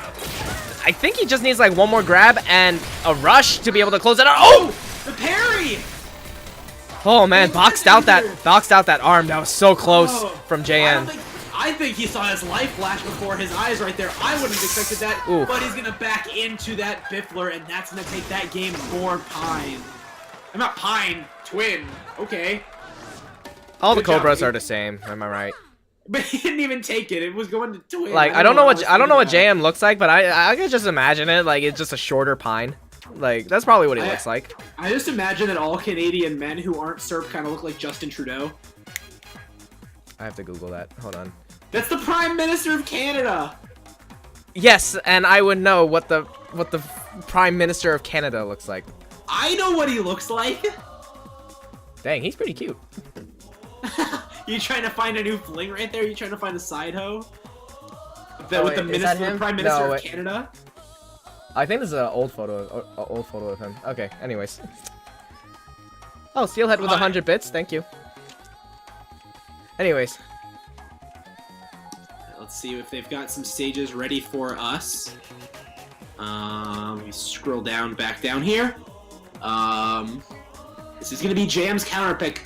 I'm wondering if he's gonna. He did so well on Buster before, but I don't know if he's gonna want to do that, considering that Twin could do really good setting up on Buster, and he would have just those 2 lanes basically to choose which one he's gonna camp out, and JM would have to adjust accordingly. It basically creates like a 50-50 situation. On what one is going to be puppy guarded. They're going to Via, though, which is another good stage for Twin. Yeah, very interesting to see how this go down. Usually when I see Twin go to Via, though, he goes to Glusher set, so I don't know if he's going to switch it out or not. He very well could. I'm wondering what was going through JM's head here, because I've always been curious about how Cobra does here, because, you know, your side-to-side movement is so limited, but your back and forth is now a much more crucial part of your life. JM's actually switched his setup entirely as a parasol on, which is not an arm we see too often. He's going to be bringing it out along with the popper, all wind right now. Yeah, I don't think I've ever seen parasol except for occasionally para pulls it out and occasionally you pull out parabola, but other than that, I don't see the umbrellas happen too much often. Yeah, the last player that I can think of that really used it a lot was Catfight, who has not really been in the scene recently. Gets a nice grab, though. That is the good thing about the... is it does have a really tricky grab since it starts out kind of slow and then gets faster as it goes out. You can do a lot of weird mix-ups with it. Okay, we'll have to see. Catches him in the corner. We'll be able to get a knockdown. They both knock down at the same time. Go in the same direction, too. Oh, gets the parry! That's a great thing about Parasol. If you catch it before it starts speeding up, the retraction is instant. It'll be right back on you. And you can do so many good defensive things with it. Another good thing about it on this stage, since it has a lot of girth and it's a very wide arm already, Man, it will be able to shut down a lot of options. But Twin also shutting down JM's aerial options, trying to close in the gap with the Cobra Hops, but I feel like Twin's ahead of the game, and he's ahead of the set too, because he's gonna go up around here on the second game. Jam's kind of fallen into a pattern right now. He'll start leading with the Parasol to try to catch something, but Twin is caught onto that. He just shields it, and then he basically has free reign to do whatever he wants after that. Yeah, like right there, if he throws out that Parasol, he's leaving him defenseless since he's only got a light arm. He is going to the rush, though, and the win ones will confirm into each other so easily for a good 3:15. Oh, that's a rush for sure. Popping him up. Getting only 240 that time. The effect plus the wall of Via kind of created a weird interaction there that didn't allow him to get max damage, but damage is damage, and he put Jam into a bad position. Yeah, I like that what he did there. Just box out both arms, then immediate retract with the rush just to be able to get a confirmed punish off of that.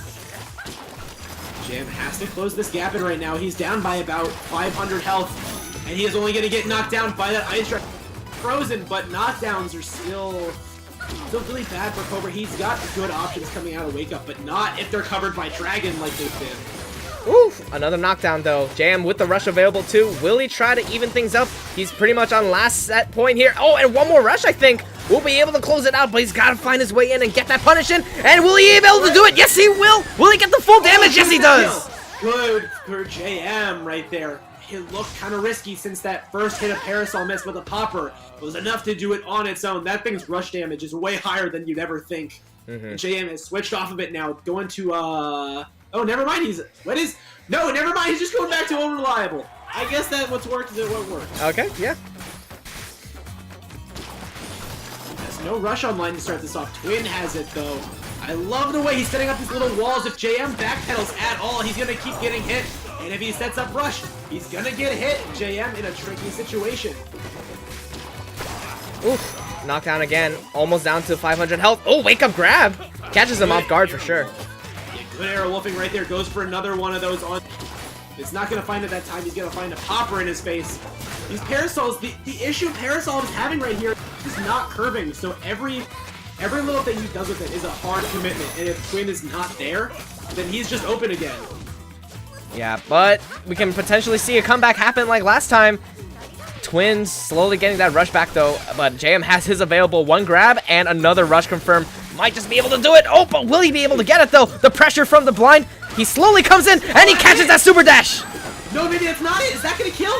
No, Oh, not quite. Like 5 damage off. Twin has the rush. JM needs to play to his shield. Cannot get hit by the dragon. He's got to keep that Parasol by him at all times if he wants to live. The Twin has that rush. I mean, it does rely on that first Biffler hit, so if he doesn't land it, 25 seconds left on the clock. Will JM try to time it out, though? That's the main question. Honestly, he might want to. Oh! Oh, he gets the popper in right around the side. It goes right in between the dragon and the Biffler. And JM has taken this to game 3. Alrighty, since Steelhead broke the curse, we're all going to who's it?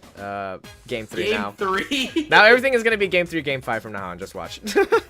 Yeah. Oh yeah. By the way, we're gonna be here another like, 2 hours, everyone. Yeah. All right. Let's see. This is gonna be Twins counter pick. Honestly, he could stay. He did so well on Via. It came down to the last hit. I could see him staying here. We'll have to see. Really just depends what he's feeling froggy for. Is that a phrase? Feeling froggy for? Yeah, at least I think it is. I've heard it before. Are you sure Feeling what? froggy. Feeling froggy. froggy. Feeling froggy. Sounds like you're feeling froggy. This is what you tell someone if they are up in your grill or smack talking you. Urban Dictionary says it's what someone's feeling when they're jumpy, anxious, or they're content. Huh. Yeah, you feel amorous or like excited. Interesting. Okay. It is a phrase. I dictionaried it. They're going to Buster. Okay. Going to Buster? Okay. Interesting pick all around. We'll have to see. Alrighty.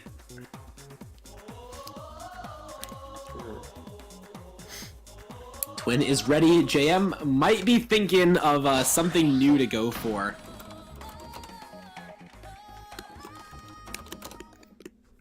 Alrighty. Let's see how this goes down.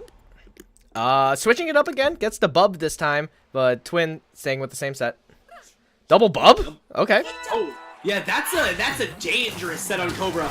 Cobra already has some really weird girth for his size of a character, and Bub is also I think the biggest arm in the game when it's charged up. Not to mention fast retraction and extension. Yep.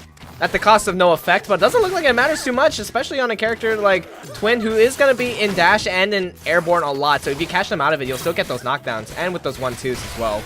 Oh, that's a really good rush right there. Expecting Twin to drop out of shield, and he does. Perfect timing, and Twin getting knocked out of his air shield gets knocked down into the hot pocket. Yeah, I mean, these bubs, just in general, Double Glove does a good job of counteracting Twin set very softly, only because of Dragon and Biffler, the way you use them, you kind of have to have room to set up yourself, so just using Double Gloves counteracts that and gives Twin not as much time, and you just saw right there, JM kind of obliterating Twin on that first round. Sticking with that double bump. Twin not making any changes. Gonna hope that this works. Like we said, he does have good lane control. Back away. But since he's not able to, and he's not able to find that rush either, JM is just coming in, going for his own rush, but Twin stays in shield. Very smart play. Recognize there that JM, despite having to challenge a rush, could potentially get a sneaky grab or a sneaky punch off at the end. JM keeping his time, just trying to figure out where Twin's gonna navigate. Doesn't quite get the right guess though. Twin's able to jump right around him. I love seeing what JM is doing with the Cobra Hops here. He's kind of staying in one area, but it's a big enough area that if Twin throws out, it's a pretty hard guess right there. And JM has been using these bumps. Even when he's blind, he'll just throw out some 1-2s, and they keep Twin locked in place. Goes for the rush right there to deflect the Biffler. It is gonna land. Gonna get 225. Nothing spectacular since it is one of the weaker rushes, but anti-air's Twin, who now is only living on his rush. Oh, one more hip. That's all he needs. Oh, but the confirm into the rush. Twin is still in this, has still a little bit of time to figure things out. 250 health for JM. Can JM keep things together? And he does! He barely gets the hit in there, and JM takes it 2-1. EJM Canna did it, and now Twin is knocked out at what, 5th? Where's the mute button in this thing? I don't know. Come on. Canna did it? Yeah, JM really? Canna did it. Canna yeah. did it? No. Yeah, it was JM Canna done. Okay, that's better. Not Canna did it. And now you want me to JM can it? Yes. Alrighty. Good talk. Anyways. Alrighty. Twin 5-0 out at 5th. The 2nd seed for today. Dang, that's crazy.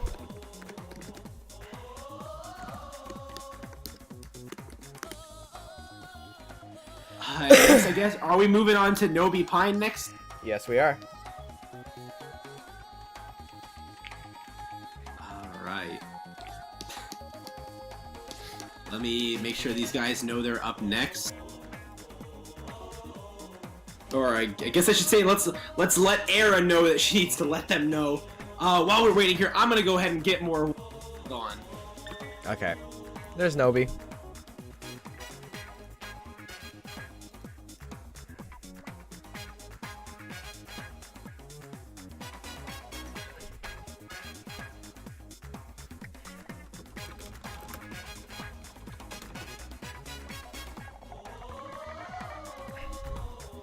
Alright guys, so while we're waiting for Hammond to get back, we'll just, I need to,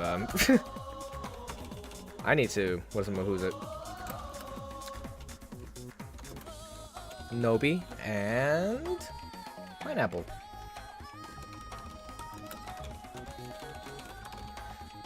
Twintel and Cobra, we'll see how that goes. Alright, what's up, boys?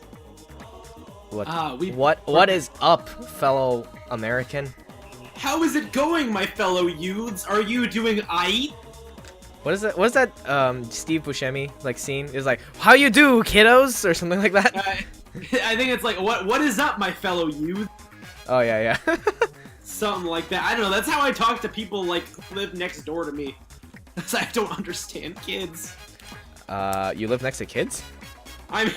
They're okay, college kids. Okay. Friggin' heck. Aren't you a college kid too? Or I guess. Yes, but I don't understand the lingo and the demeanors and such. Lingo and demeanors and stuff. Are you sure you're not just a nerd, Hamma?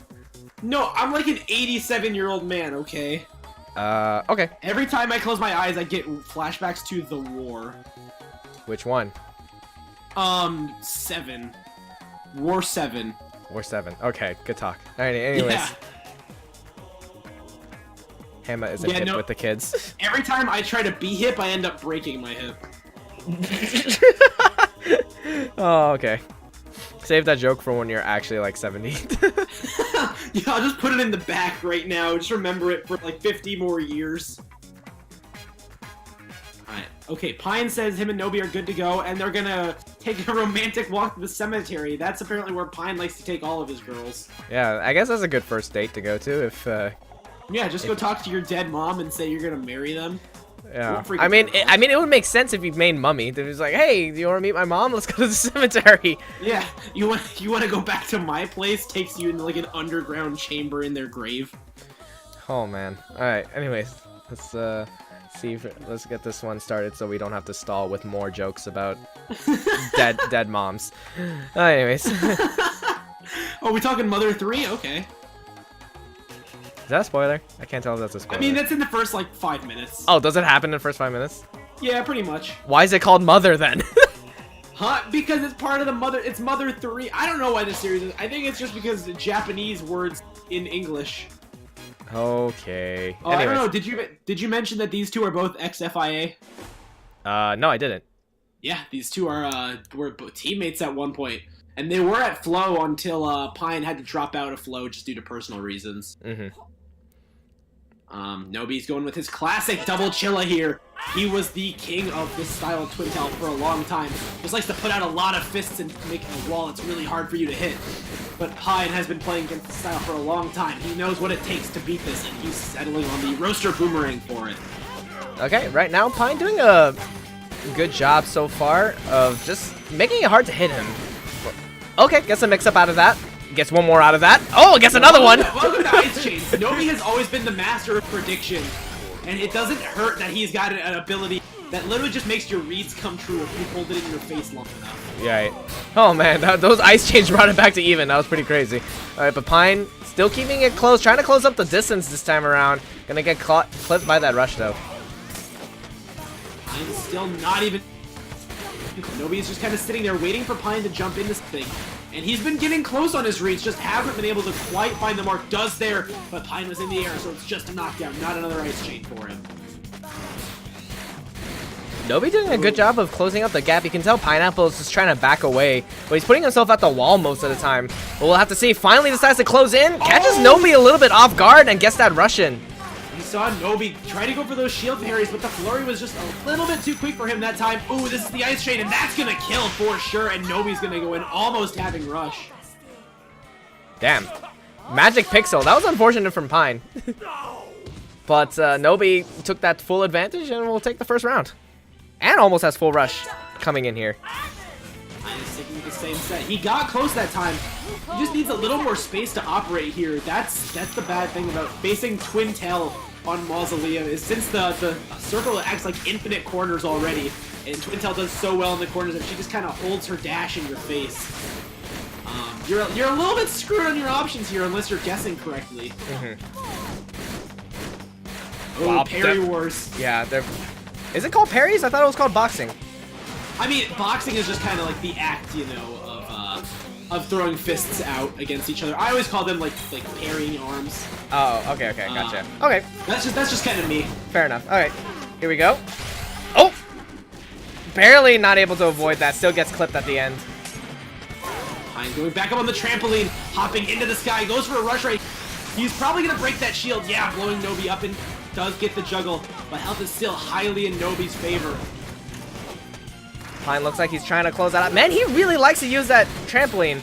But sometimes I feel like I wonder if he's a little too stubborn with wanting to use that trampoline, if I'm 100% honest. Because it looks like still Nobi's catching his landing whenever he tries to go back onto the trampoline. I don't know if it's supposed to be like, yeah, exactly, like right there. He leaves himself open as soon as he jumps on the trampoline. Who can blame him for wanting to recapture his days of youth, though? Those days where you're in the backyard of Ohio. Gonna get grabbed there, though, and Nobi is taking game one.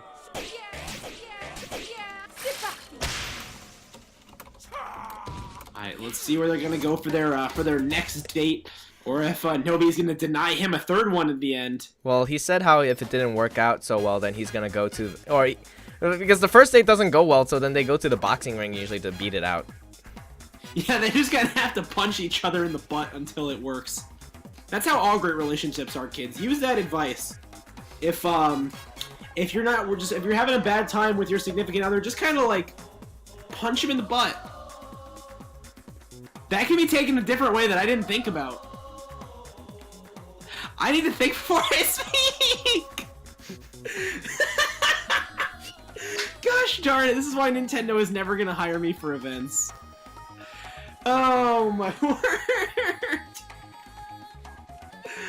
Oh my gosh. Alright, let's see. Someone please save us. Just tell us what stage you were doing. Pine, write your little story. I wanna hear about your relationship. Yeah, they are gonna go punch each other in the butt.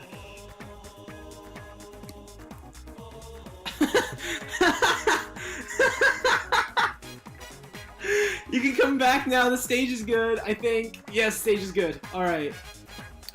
All I'm saying, Croco, is it'd be kind of satisfying squish as you do it, you know? Era, I already said it to sparring. Pine is in the chat and responding to me. I love you so much, Pine. This is why we're friends. Man, I wonder if Defer will fire me after today. No, I'm the one who's gonna get freaking taken back out, dude. If this was the old-timey days, I'd be like getting pulled out of there with a cane. Oh man, glad Defer had to go do something. Oh jeez. All right. Anyways. I hope he doesn't watch the VOD. Oh yeah. Oh no, he has to make the VOD, so hopefully he just doesn't catch you at the right time. All right. Anyways, now that I'm back after letting Hamma be an idiot to himself for about 3 minutes, here we go. And already gets a knockdown, switching it up to a Hydra and a Boomerang this time around. This set is really, really safe. Just in general, 2 arms with quick retraction, good poking speeds. Pine has that clapback, but he's gonna go with that Birdchuck and the popper that allowed him to take that victory over Steelhead. But Nobi's got him into the corner. This is kind of where we see Nobi transition from a more relaxed playstyle into a heavily offensive one, burning that rush as soon as he sees the opportunity. His Sharingan activated, and he saw the right moment to strike. I accept the Naruto reference, but... Thank you. Okay, Nobi was sitting on a perfect, but finally gonna get a reversal just a bit, but that doesn't matter too much. Nobi taking the next round, looking like a clean victory, unless Pineapple takes off the weights, and there we go, the clapback comes out. On sparring ring, though, this can be a hard place to use. It does get a good start there with 305 damage on his rush. But if you see how quickly Nobi is waking up there, he's just getting right out of Pine's zone and forcing him to come approach again. Yeah. You saw right there on the tech, it looked like Pineapple was doing some shield canceling where you have the clapback out, then punch it to bring it back in. Nobi goes for the win confirm right there, gets a good 300 some damage on it. Pine planting that clapback in the face. Nobi just smartly shielding, doesn't actually go. That's not a thing I've seen Pine do too often. He usually just tries to use clapback like as God intended. A nice little shield to plant in your face. Ooh, he's getting knocked down though. Almost has rush available, but let's see if he can try to get it. There's a knockdown. Wind confirm, if he can get his rush up in time, would do this, but obviously you have to get one, and these two are against the clapback. He goes for the rush right there, does land it! Is it gonna KO? Not quite, not enough hits with the clapback landed. That's kind of the issue with the winner blowing them right up. And there's just the boomerang blowing him right to the side. Nobi's taking that game. Yeah, so it's that's 2-0 Nobi, right? Yes, it is. Who won game 1? Nobi. Okay, yeah, Nobi took to 2-0, then I guess he really didn't like having his butt punched. Ooh, okay, that one, okay, I don't know, man. All right, anyways. Pine is saying that was a great date. I rate 8 of 8. Okay, Gore and Goof is gonna be the next one. Alrighty. We'll get those guys in here as soon as we can. Nobi said, haha, no butt for... Gosh, these guys have run with my bit and I love it. Jesus. Alright, guys. Oh my word, I love my friends. While we wait for that, let's take a quick ad break right here, and just you guys are forced to stare at these ads while I go get more water.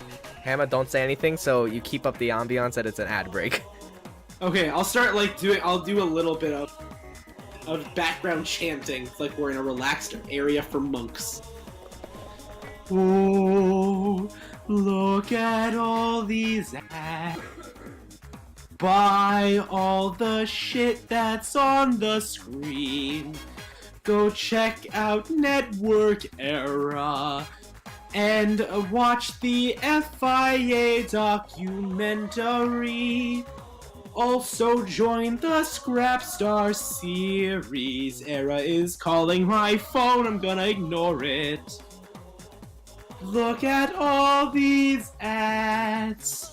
Check out all these ads. People are adding me to shut up, but I'm not gonna. I thought I told you to shut up. No, I'm promoting. Okay, we're done. Oh, actually, Goof is not here yet, so we can keep promoting. Merch. I'm checking out all the ads. What's that guy's name? Jake Paul, in like all of his videos, he's like merch. Remember to buy merch. It's every day, bro. With the Disney Channel flow. 6 mil on YouTube in 6 months. Never done before. Oh, you know what's my favorite song out of the whoever that? What are they called again? That group? Team 10. Team 10. Yeah. 6 figures I was only for. So much money I can't see before. That dude got it all from his freaking dad, by the way. He got it in his, his dad's divorce. Thank God my grandpa is the Pope. Oh my gosh, I love Team 10 so much. Era hasn't stopped calling me this whole time. Fine, I'll answer. What do you want? What do you want, Era? You're an idiot. Okay, thank you, I know. But I'm an idiot with a good promoting voice. Alright, let's see. Have we gotten any stages from these guys yet? I don't know. Era's the one that called you. Yeah, no, Era, what? You should have called me and told me the stage. Let's see. Anything from anybody? They haven't confirmed anything yet. Buster. Oh, Buster. Alright. Era, what? No one told. You said it like 2 seconds after you said the first one. Oh my gosh, you guys can't see this bullying, but it's real. I feel like I'm back in middle school. S3G. Era said, I swear 3 God, I'ma kill myself.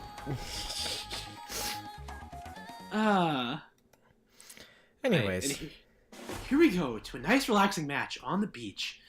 Gore has switched out all of his buffs for some nice firearms. Yep. And Goof has that Hydra plus the bub. Alrighty, this is your winners finals, so this will be best of 5. Let's see how this goes down for both these players. Yeah. Now, Double Toaster was Gore's original set when he started running like double glove helixes. He didn't pick up the bub until a little bit later. So it's just kind of a return to home for him, and it's a good thing to use against him. What he used against Pega in Evo Japan, where he did lose that set, but it was very close. Goof's going to be taking the first rush here, though. It is going to land for 235 damage, not landing a good chunk of it. It does put Gore farther away, but that's kind of where Gore wants to be. Alright, Gore just keeping up that defense. He's not going to tower mode, I think, probably just because Mech has some maneuverability to get around that, so it's not quite as effective. Instead, mixing it up with crouch mode and jump air dash, which is working out. He's able to get that rush and 320 damage right there. Staying more in a puddle form right there, trying to fake Goof out, and it worked. Goof is now down on the Magic Pixel in top. Oh, that's what it's called, puddle form. I was like, I don't know, I don't remember what to call it. It's like he's crouching, but he's not. But anyways, oh, okay, yeah, just clips him right there, and Gore's gonna take the first round. Yeah, he just kind of goops himself like that kid in Sky High. Which kid in Sky High? Oh, that kid. Oh, yeah. Okay. Obscure references. What do you mean? Sky High is not obscure. The character that you mentioned is, yes. Okay, Gore is getting blown sky high by that rush, knocked back down again. He's using his puddle form on Wake Up, which is a good option. It's letting him get under that Hydra somehow, which you wouldn't really think possible since it looks like it's going to rake the ground, but instead he's reaping benefits off of that. Yep. Goof all of a sudden deciding to go a little bit more aggressive. I feel like he let Gore have a little bit too much space, and now that Gore's noticing that, going into tower mode, saying, keep away from me. That glove is damaged. But the thing about Helix is, since he counts as being on the air, like, and in the ground at the same time when he's in tower mode, so it's really hard to follow up on him, and he gets the landed speeds of arms, which is just, Helix is so ridiculous for so many reasons. It's good to see a master of Helix come back. But Goof just needs one good hit. Okay, there he finds it. Yep, there's the good hit. Brings it around 3. Oh no, that was Dark crouching form. Alright, here we go. Both of them stick with the same stats. Goof gonna try to get an early grab, but it's not gonna pan out, and Gore's gonna get a toaster in response, barely avoiding that Hydra, and he's not gonna be able to avoid the rush form of it. 240 damage plus hot pocketed. Goof doesn't approach though. Gore's coming to him this time. Oh, okay, goes in with that rush. Wow, just barely avoids that Hydra, and is able to go in with that rush to punish. He's got the health advantage. He's back into his camping. Goof is having to approach while Gore just kind of sets up his tent. Man, just amazing defense from Gore. Hasn't been touched within like 20 to 25 seconds, it feels like. Goof has another rush online, and he did good with them before. That would put health not quite in his favor. He'd be a little bit out of the range. Land Aries one of the Hydras. More damage that time, 280. And it's only slightly in Gore's favor now, but that toaster is going to put him back in the lead. And another knockdown. Oh, doesn't get that last one, though. Gore does have the rush back available, though. And how did that Hydra not hit? That looked like it should have completely hit. Yeah, puddle mode is weird, dude. The hitbox on it is a little... Gore thought he had charge, but that time he does. He's taken game 1 in this best of 5. Dang. Shut up, Helix. Sorry, I just don't. Do you really hate Helix that much? I do. It's because Linkable is like the first person I ever fought in ARMS. In general. Oh, yep. I understand why that would make you upset. Yeah. Yeah. I don't care about Brass. Serp was like the second or third person I ever fought in my life. But yeah, just Link was like, "Hey, you want to play?" Sure. And then we played, and I'm like, I got quadruple perfected, and I was like, "Wow, learning ARMS is fun, guys." Hey, did you guys know skill gap in this game kind of insane? Everyone's really good who still plays. Everyone who still plays is a top player, basically. Like, yeah. They're either a top player or me. One of the two. Alright, anyways. Alright,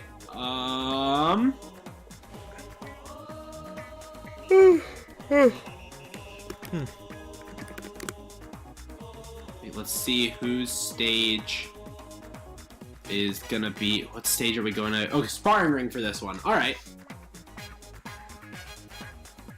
Interesting pick by Goof. Makes me think the coil is coming out here. Because mech on sparring is not a pick I'd usually see. Especially not against Helix, who can cover so much of it if you get knocked down.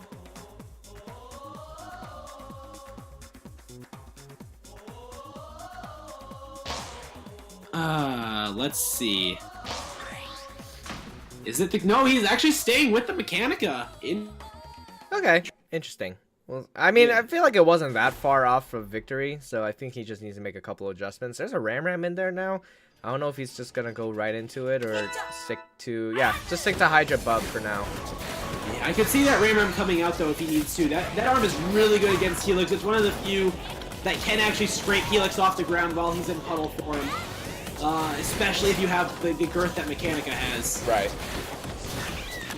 It's that early knockdown and he's pressuring Gore. We saw it in his match with Nobi. Gore does start to fall apart a little bit. If you have him pressured, gets a good grab in there. That will fling him to the other side, but Goof with Mechanica's movement will be able to get there as soon as Gore wakes up. Goes for the rush right there. However, it gets parried down by Gore's Toaster, and he's not going to get anything. Keeping himself in tower mode in the corner. Very convenient place as long as he doesn't get knocked down. He doesn't have to worry about Goof coming in. But it looks like they're closing out the distance between each other. Ooh, arm break will be... Actually, oh, okay, does get in there at the end. While the arm was back up, Gore takes to the skies, and Goof takes him up off the air. Well, gets another knockdown, though. Gore looking like he's trying to, just close up the gap in the health before he decides to go in for rush. Gets a grab in there. May not even need it if he can keep up with the right guesses. Gets one more knockdown. What's the last option going to be? Tries to go for the grab, misses it, but still gets it, catches him in the corner. Gore bringing that back all around. Yeah, Goof went, unfortunately, I think he was just standing still, or maybe it was in startup, because he took 100 damage from an uncharged, so no armor was applied to that. If he had armor applied, he might have been able to live in time. But Gore just picked correctly, and now he's backed up once again. Goof is going to get that first knockdown, though, and this is always what's been pivotal for the matches against Gore. Broke one arm, gets a free rush out of it. Great stuff. He's not quite getting the flurry rush. He only gets the mono with the Hydra, but it's still a decent amount of damage. Yeah, if Goof wants to correct that, he's got to start with the bump before he leads into the Hydra. In a free situation like that, really there's no reason you shouldn't start with your arm that keeps them locked in place. Oh, he might get another arm break here soon. That Toaster on Gore's left is looking highly damaged, and Goof has another rush online. Gonna pop it right here. That's gonna... Okay, now he starts with the... he listened to us. Maybe he's listening to the stream coaching. Alright, anyways. Here we go. Only one punch needed left to bring this down to a round 3 again. But Gore, I mean, his defense is pretty tight. It might be difficult to actually land something just getting there, hopping out of the way. He's finally using that puddle mode that we almost never see him use, but it's been paying off really well. Does go up in the air for 1 second, though. As soon as he starts to breathe, Goof will no longer give him air. Hydra taking that one. Yes, I know I said pivotal dart. I meant pivotal. Ah. You know, it's funny. I feel like I make just as many mistakes as you do when speaking English, but Yeah, people just want to point it out more when it's me. yeah, I know. I think it's pretty funny. Goof is being closed in on, and Gore is gonna land. Gets 290 damage, a good solid amount, and starts camping in his face. The tent pole is up, and Goof is not a happy camper about it. Fires back with his firearm, but Gore grabs him off the ground. Oof. Again, the tower mode pressured. That time using it offensively rather than defensively, keeping him in the pressure, trying to cover all those get-up options. Worked out just fine for him, and now using it defensively one more time. Goof trying to close up the gap, but I think a big problem is that Hydra is just getting boxed out by the double glove every time. Breaks the arm with the rush, and that's game 2 going to Gore. I see why Goof is leaving that Hydra on, because you would think of it as a good counter to Helix, but it's really holding him back in this situation. I don't know why he hasn't switched to that Ram. He has it, which means he's confident with it. I don't know why he's not using it. I want to see Goof bring out that Ram right now. I want to see him go to Coil with a Ram so we can get a triple arm with 2 Rams. That would be really good against fighting Helix. We'll see. I mean, he does have the Coil. I feel like it does really well against the matchups that Mechanica struggles with. I don't think necessarily Mech is struggling. I don't think it's Mech personally, but I mean, also Coil is a good character, so we'll have to see.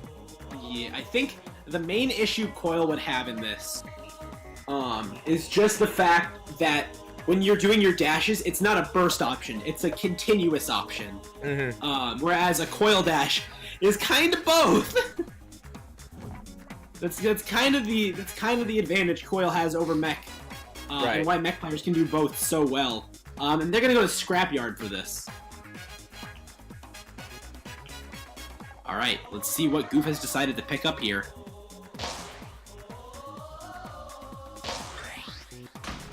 Is he going the Coil? He is going the Coil. Are we going to see that Ram?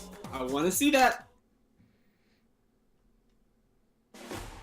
Actually, he's taking it off, instead going for a more Japanese map set as the Roaster and Hydra this time around. And Gore is going to a double Roaster now, no toasters. All right, let's see how this goes down. I understand why Gore has gone to the Roaster. This will do better for him than a toaster just because he has more control over it. And I can see it doing better than Buff too, because it is faster, has no homing on it, so you're not going to be getting faked out by Coil's long dashes. But he is going to get faked out by that grab thrown into the back here. Not able to go up onto the top part just yet. Goof would be able to cover that. Ooh, another knockdown right there. Goof finally going to get something, but looks like it's basically the same game plan overall from Gore. It's just that Goof is having a better job navigating, able to go up and down, as well as the continuous dashes that Coil has available.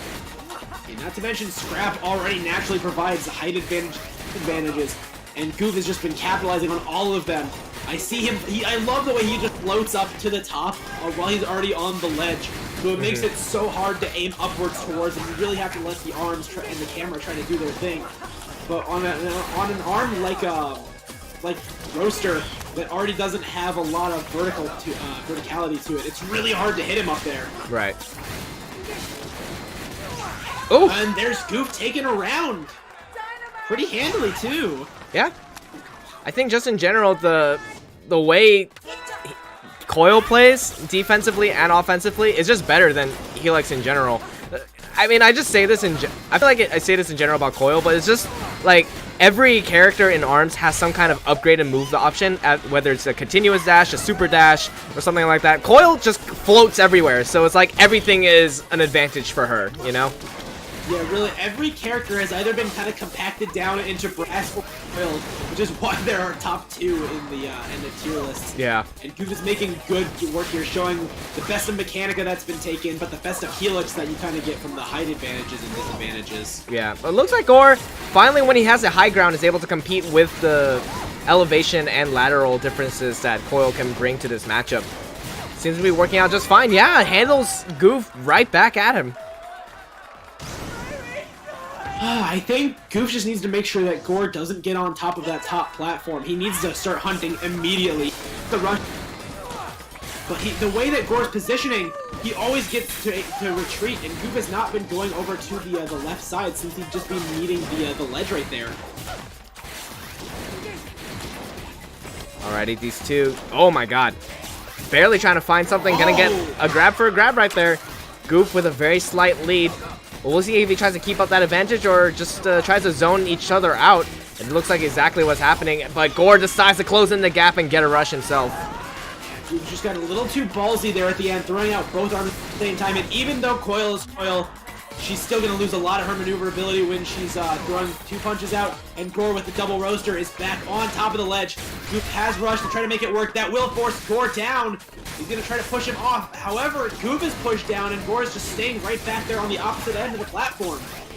Alright, now he finally closes it in the gap. Thought he had a good position on the corner, but Gore just slips out like the little puddle Helix he is.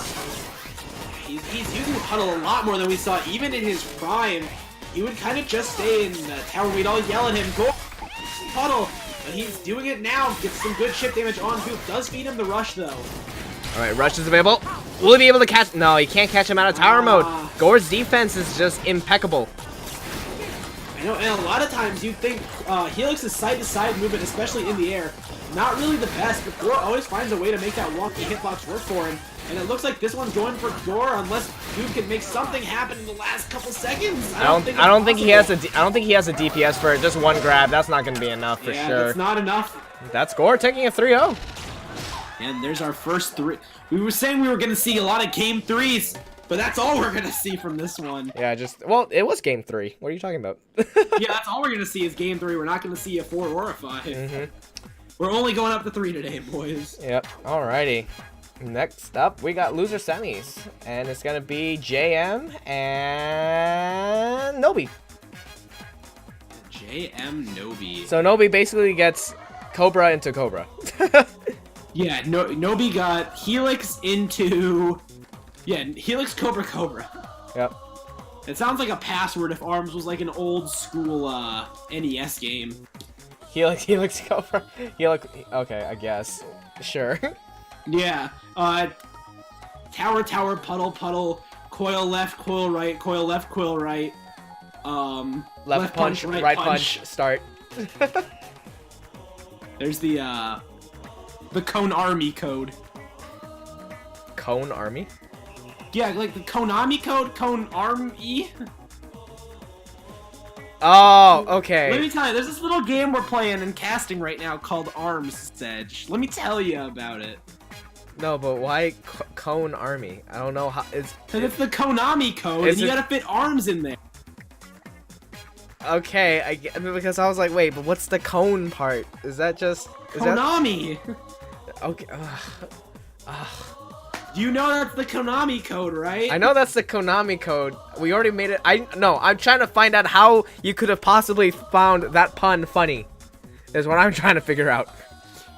We were already talking about the Konami code, and it's arms. You just put the two together. No, but then the cone. That's oh my god. You're so stupid sometimes. Have you seen that BoJack Horseman episode? Or have you seen BoJack Horseman? I've seen all of BoJack. Okay, you know when Mr. Peanut Butter makes his own show and he's like, we'll call it Mr. Peanut Butter and Jelly, and everyone's like, you stupid idiot, what's the jelly part? What's the cone part in Cone Army code? Konami, that's what it is. It's the Konami code. No, that's exactly like the Mr. Peanut Butter and Jelly. It's like peanut butter and jelly, but the jelly does not reference anything. It's just there because you're trying to make a stupid ass pun. No, we were already talking about the Konami code. It fits in. No, it doesn't fit in. Puzzle. Yes, it does. Scrap. Oh no, that was the last match. I'm waiting for Era to save me from this because you're being so stupid. Why am I being stupid? I'm making sense here. No, you're not. Like I said, just because we referenced the Konami code, and then you're like, okay, we gotta fit arms in there, but there's no other part. You just leave out the cone part. We were talking about Konami. We were talking about arms. It's the Cone Army Code. I don't understand what's wrong with this.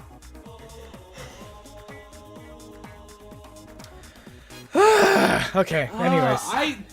You gave up there, so I win. No, that's not how this works. Era, back me up here. That's how it works. That's how it works. Okay, Era. You backed off, I win. No, that's not how this works. That's how it works. It's like talking to a brick wall, I swear to God. I know, I have the intelligence one too. Jeez. Settle it on Snake Park. Okay. Yo, okay, let me set this. No, we're not doing it. Jam's already in here. Okay, I'll settle it with JL on Snake Park. No. Do not play on Snake Park. Guys, by the way, we're hijacking the stream now. This is all going to be on Snake Park Commander. Oh my God. Okay, there's Nobi. Thank God we can start this match now. No, we still gotta wait for stage. You're still trapped with me for a little bit. I mean, not now, but in general, do it. Pineapple's like, I love it when two married men argue. You should hear Hama and Era argue. It's much worse, I think, in general. Yeah, y'all ain't seen nothing yet. This is why Era won't stream with me anymore. Also because she gets terrified of things in Super Mario Bros. 3, and I have to calm her down after that. Mausoleum? Alrighty.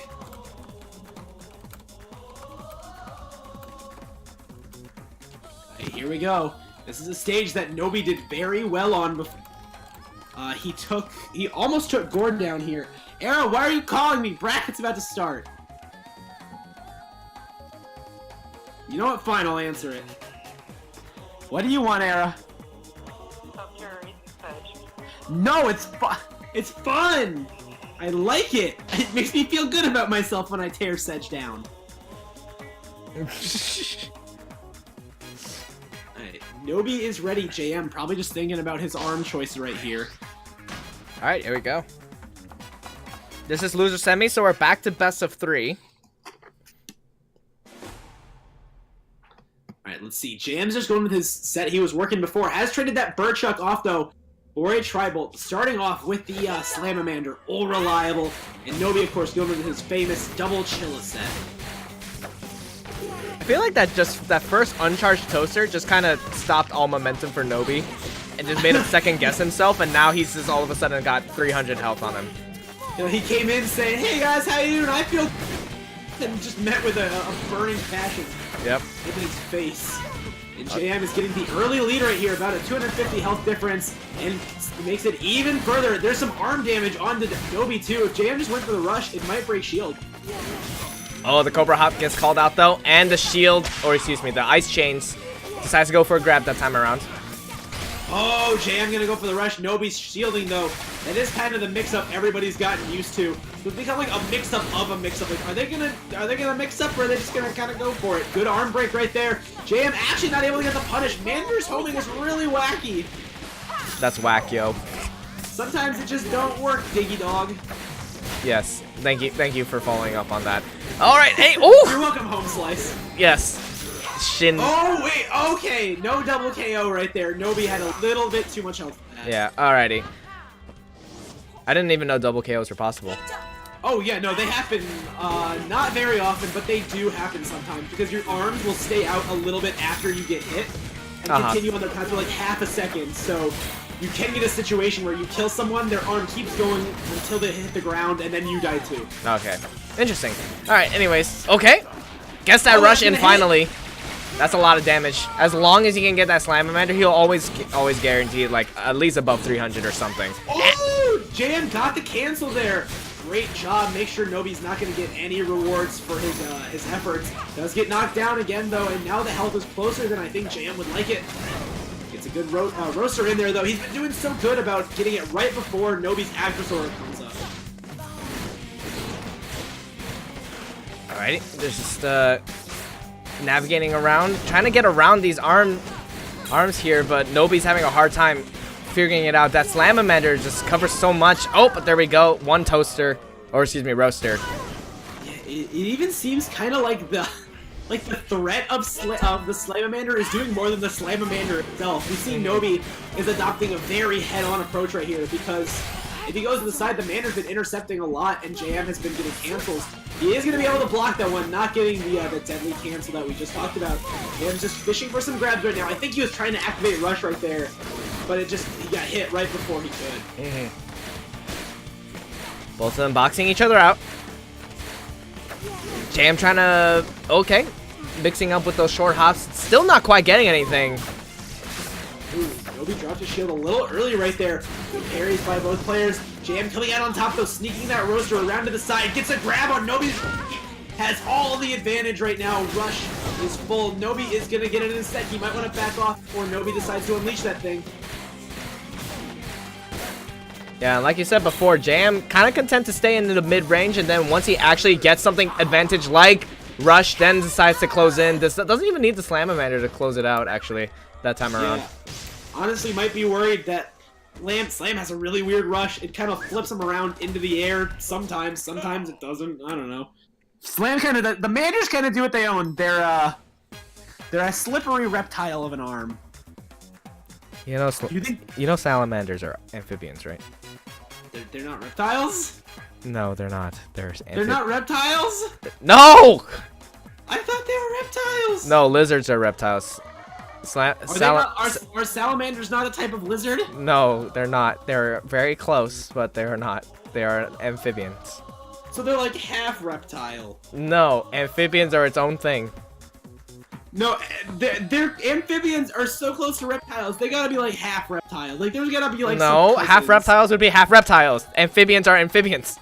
You don't you don't say gorillas are half humans just cause we're close. No, we say they're half monkeys. They're what? Monkeys without tails. Oh my god. This is literally a science thing. Era says, I will kill Hammer for you, Sedge. Salamanders are amphibians. Yes, thank you. Salamanders amphibians have gooey skin, and reptiles have dry skin. No, reptiles can be gooey too if they dip themselves in water. What about water snakes? They would literally... Oh my freaking god. Okay, anyways. JM has gone in right again. I'm not sure why Nobi chose the stage. I mean, at the beginning, he did get the first round.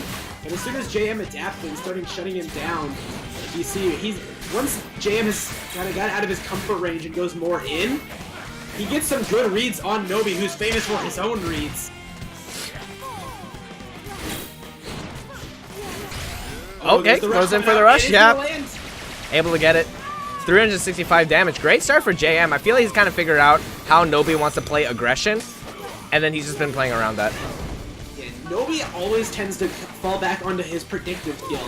But if you just act like a lunatic and just kind of hop around the stage, you can't really predict a madman.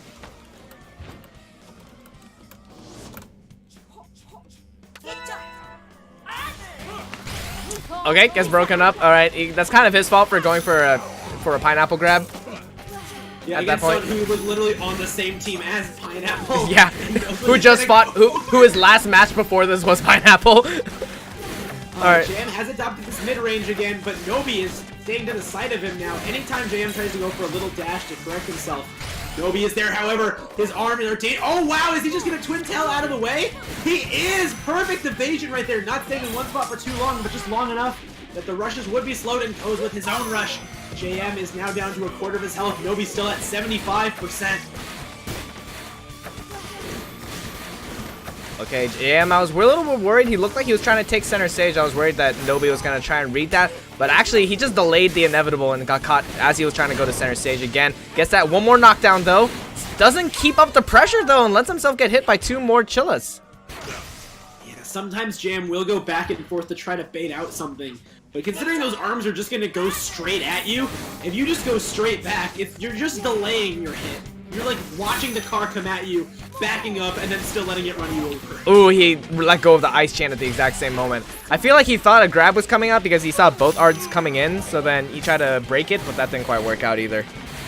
JM has the rush. Nobi's still with perfect health right now. JM needs to get something working. He's Oh, Nobi actually waiting for a rush to come out right there. JM just kind of sits in shield and they stare each other down. Nobi coming back through. JM finally gets the breakup. Oh, gets a full hop in there.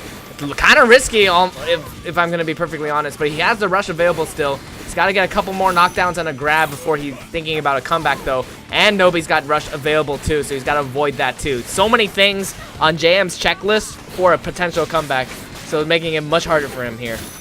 Yeah, step 1 should have been don't get hit by that.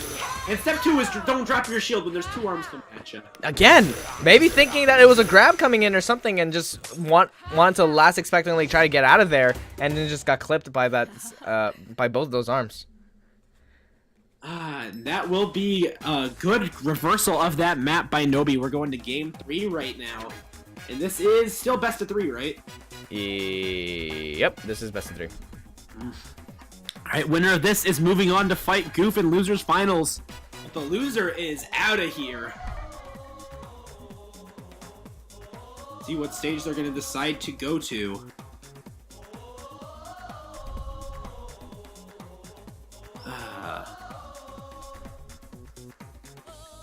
Gosh, okay.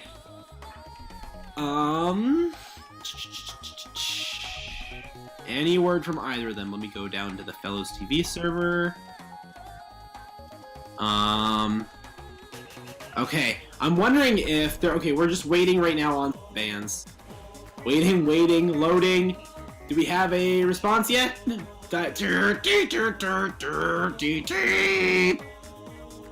Loading. What? I'm making dial-up noises. What? I'm making the...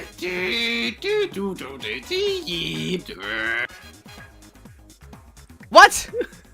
What? It's my dial-up noises. Why are you making dial-up noises? I'm trying to load in their stage. Mazo again. Oh my God. Okay. Let's just play this entire set on Mazo. Why not? Now I remember why Semi retired from ARMS. Jesus. Okay. Alright. Anyways. Alright. Here we go. Mausoleum again. We spent all that time and listening to Hamma's stupid freaking dial-up noises just for this. Let's see if either of them can get the download on the other. It's been very back and forth. Jam won here first. Nobi getting here second. Let's see what the adjustments by both players are going to be. The arms are not going to be...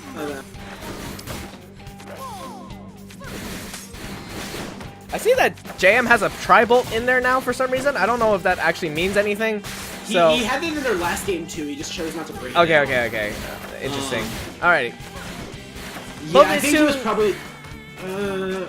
he's probably bringing it out in case Nobi decided to switch over to his brand Hydra set.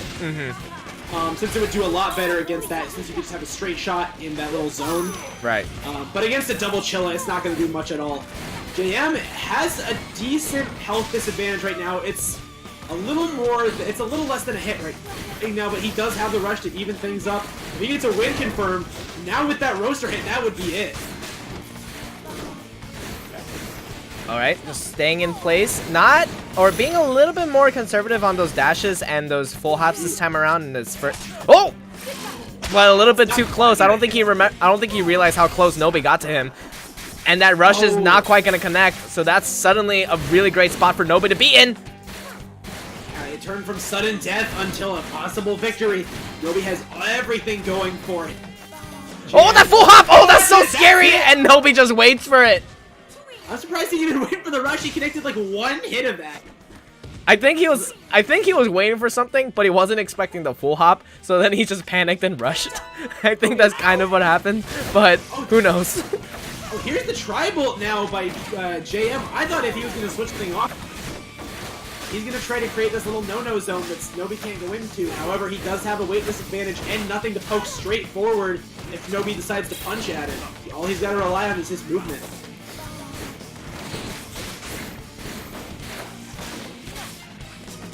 Cobra does have the second most damaging base grab in the game, you know, dismissing Masongo with a red mask. Right. He gets a good rush right there. Nobi is now I think he might be he's definitely a stun confirm away from death now.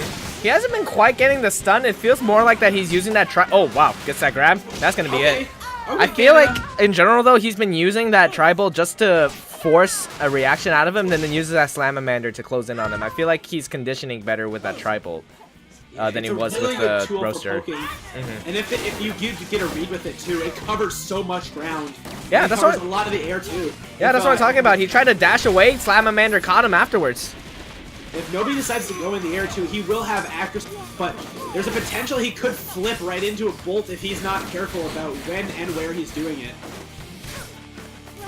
JM has a health disadvantage, kind of being stuck to his shield right now. At this range, Nobi has the advantage since Mander doesn't cover quite the area that a double Chilla would, but after a lucky hit down, it's a stun into a grab. That's a big turnaround for JM. 290 damage on just one stun confirmed. Oof. It's knocked down one more time, though. Both of them have rush available. I feel like this match is going to be determined by who lands it first. JM just needs the one rush to be able to seal out the game and bring himself to a guaranteed third place here, though. JM, this is his to win. Oh, that's it. That's it. Oh, no, that's not it. Oh, they clank out. Oh, but nobody gets his. Health back to even. JM not in the red, but he's going to be there in a second. He doesn't make something happen. Nobi gets hit, releases his aura too early, stays in shield. Gets hit by the Mander. He's just got nowhere to go. Oh, and that last Mander hit. Takes it.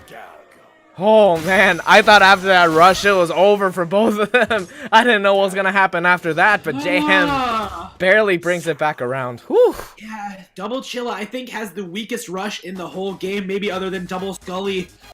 So Nobi, while he did get some good pressure on there, it wasn't going to be enough to take down JM. And he recognized that, made that all his own, and that is one of our two legacy players coming out. And JM has to move on to Goof now for the right to face Gore in Grands. Oh, man. Yeah, great stuff altogether. Jeez. Oh, man, I've been drinking, this is my third cup of water, and my throat is still sore from all the yelling.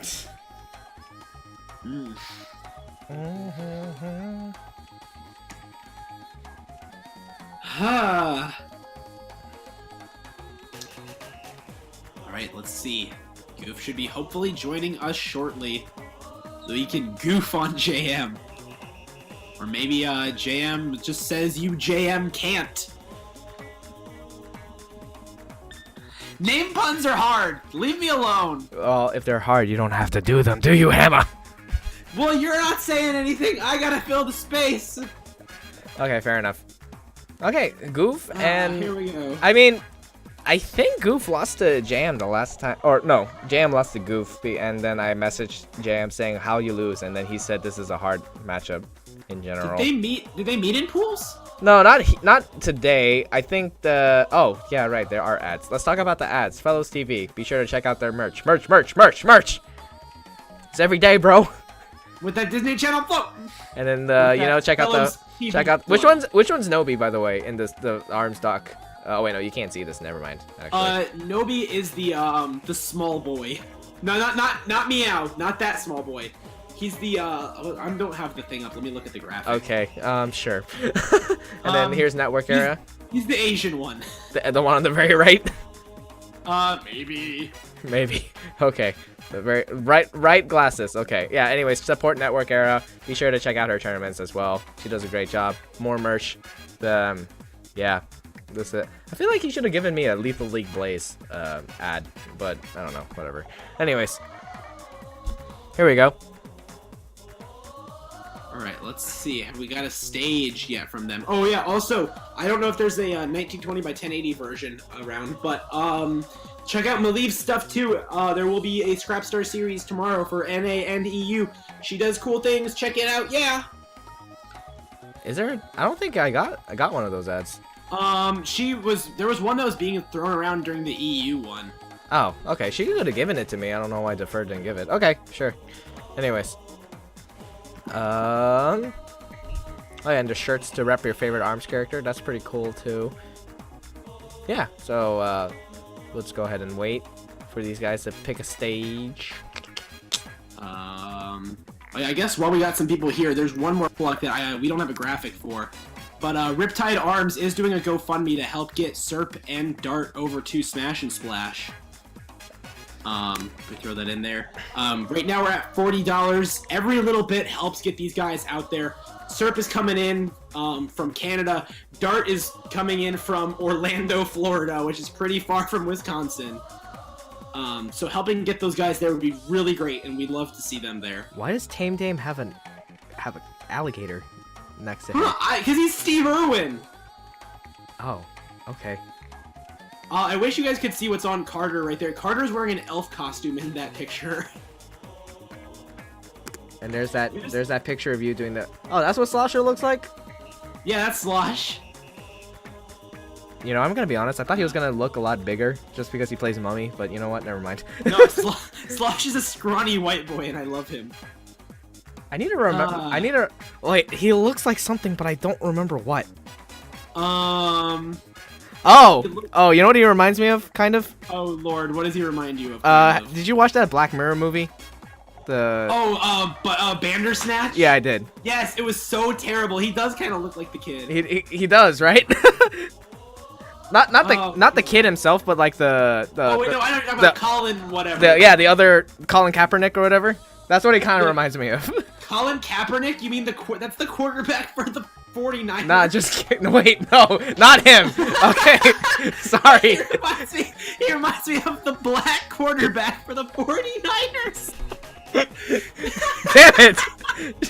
What's that guy's name in Bandersnatch? I don't know. Oh, Colin Rittman. That's what it was. Not Kaepernick. Sorry. Colin Kaepernick. Yeah. Oh my gosh. Whoops. Okay. My bad. Okay. Right, we got JM now versus Goof. This match ought to be a touchdown. Oh boy. Okay. Goof is finally bringing in that Ram that he's been touting. This is how you know I've been awake since like 7 a.m. Oh man, you know I've been awake for too long. Anyways. JM is bringing in that Burchuck roaster that he rocked before.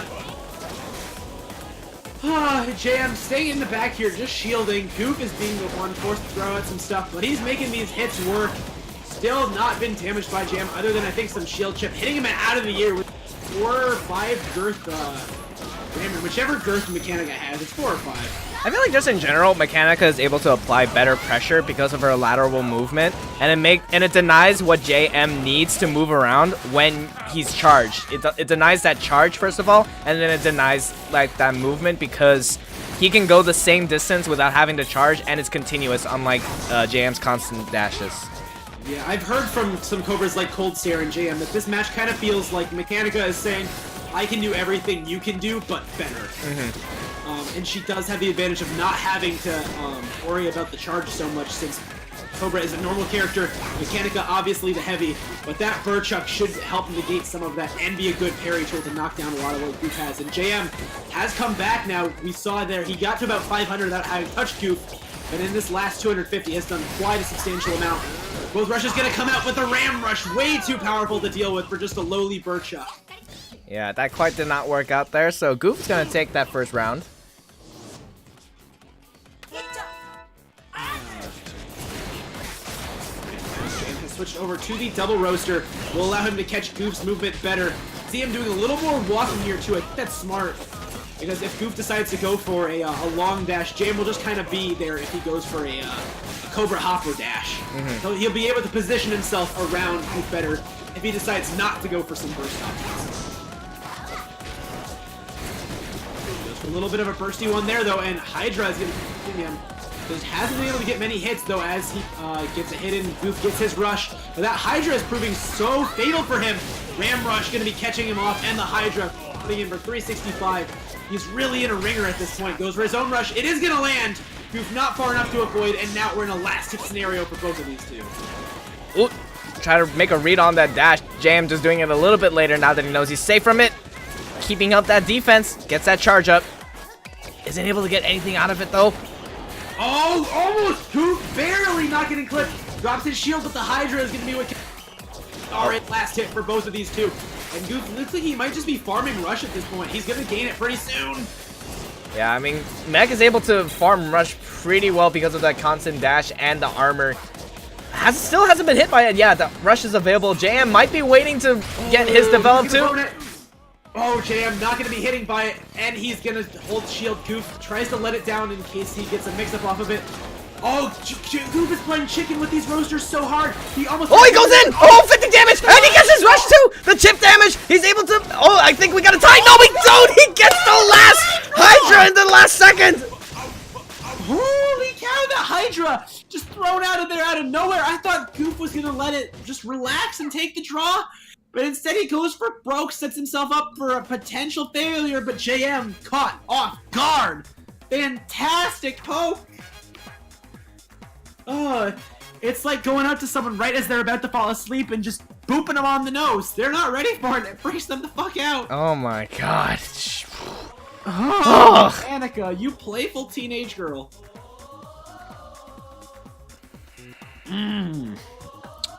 How old are you, Hammer? 19, why? Just checking. Why? What did I say? What did I say? What did I say? Nothing. Era's saying Hammer, you don't say that. What did I say? She was being... I made an analogy about booping. That's playful. What did I say? I genuinely don't know what I said. I think it's because you mentioned she's teenage. So I feel like that made it more... She's 15 in canon. What? I don't understand. I mean, I know that. Okay, never mind. Okay. I don't understand. I don't understand. Era's like, think. You idiot. Oh my god. Alright, anyways. Why are you adding me in DMs, Era? Oh boy. Alright. No, that's our group chat. That's our group chat. That's why she has to ping you. I still get notifications from it. Oh, okay, they're staying here. JM is switched off of the double roaster back over to the Mander.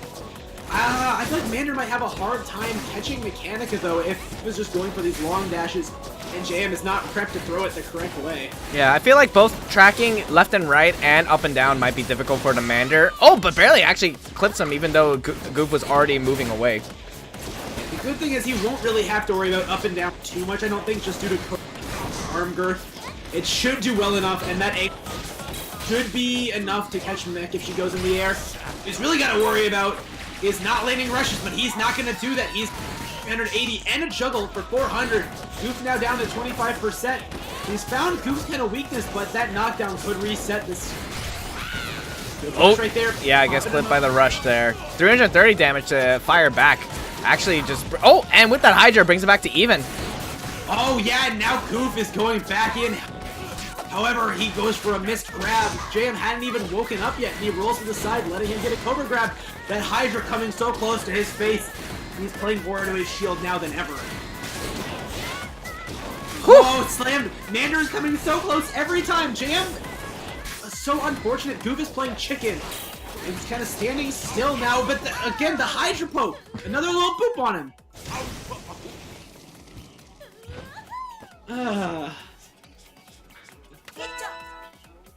Alright, here we go. Again, goes for the aerial grab to start things off. Goof breaks it up, gets the initial punish. That rush at the beginning is so much for Jam to deal with. Okay, both these two. Okay, there we go. Finally gonna get a roaster and a knockdown. But again, like I said, the lateral movement and the vertical movement makes it difficult for Mander to actually find its mark before tracking comes out. Oh, Jam goes for the bait right there with the grab, and it will be successful. 345 damage before he can retract. Jam getting knocked down by Goose Rush now, though, and he's back into this wall. Whew. Okay, that roaster is doing good. At least it's finding its mark, but again, yeah, that Mander's not quite doing the job. I feel like if this game doesn't work out, we might get a glove switch very soon. Jam has been getting some solid hits in, but the Ram is coming back way quicker than I think Jam is expecting. And Goof is using it as a really good parry tool. It's got a shorter retraction too when it's right up close. Goof has the rush. Jam needs to find that solid hit. Gets grabbed, and that's going to be it for that game. Yeah, it just looked like at that exact moment, Goof was denying movement with those constant arms and the air, or excuse me, on the slide dashes. And then JM was just caught in shield a little bit too often. Good conditioning from Goof altogether, putting himself in a last game situation.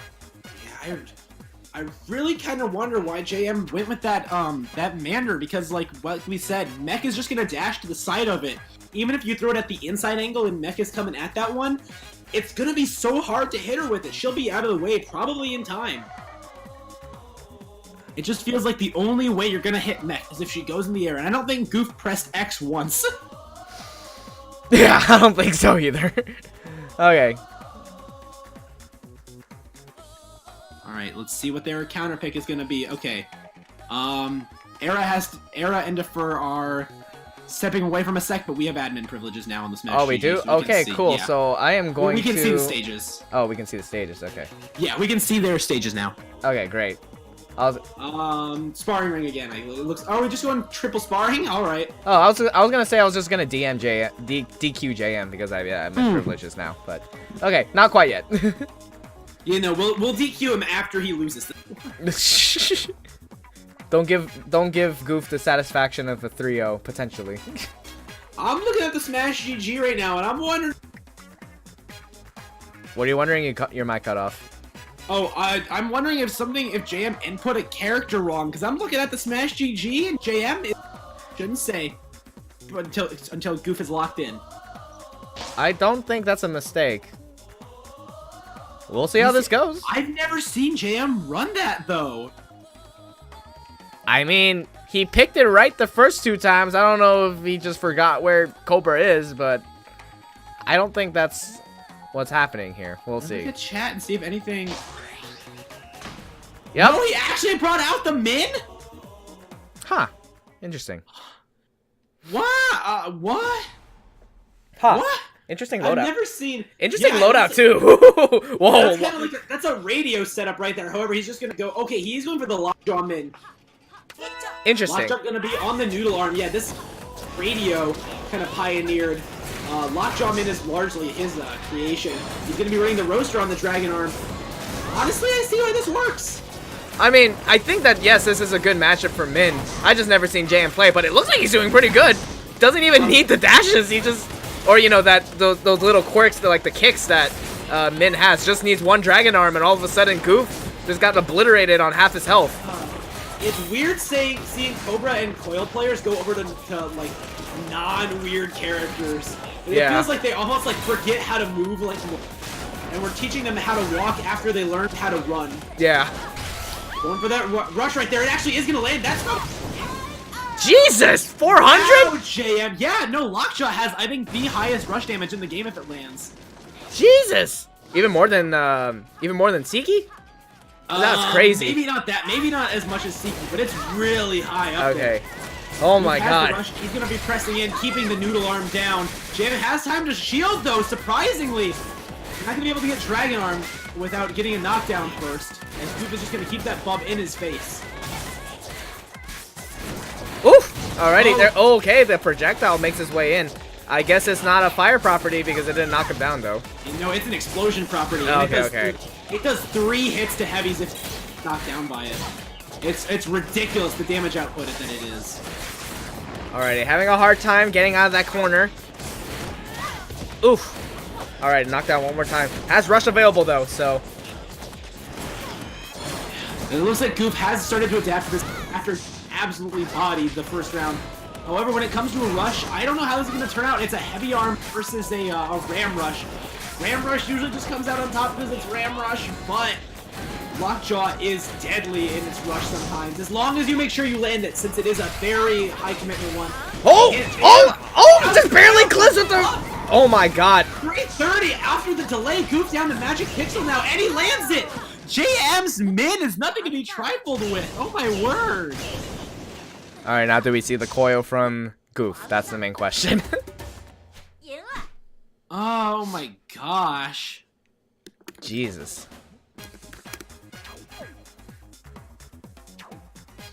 Oh, I'm wondering, he'll probably stick to the Min now, right? Yeah, probably.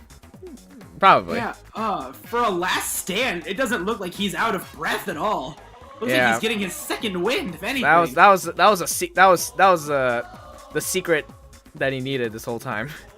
Yeah, even did anyone know JM had a Min? I don't think so. Did anyone in chat know this man could do this? Whose ramen girl is this? Jam!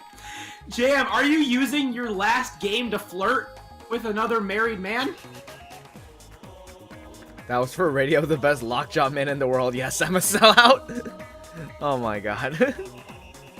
Oh gosh, everyone has a Min deep inside. No, I hate playing Min. She's one of the two characters I don't get. It's her and Brass. I can't play them. Hate those two so much. Let's see. Is JM sticking with the with the? Is he gonna stick with the Cobra?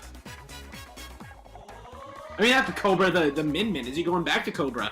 Barn Ring is banned. We're not staying there this time.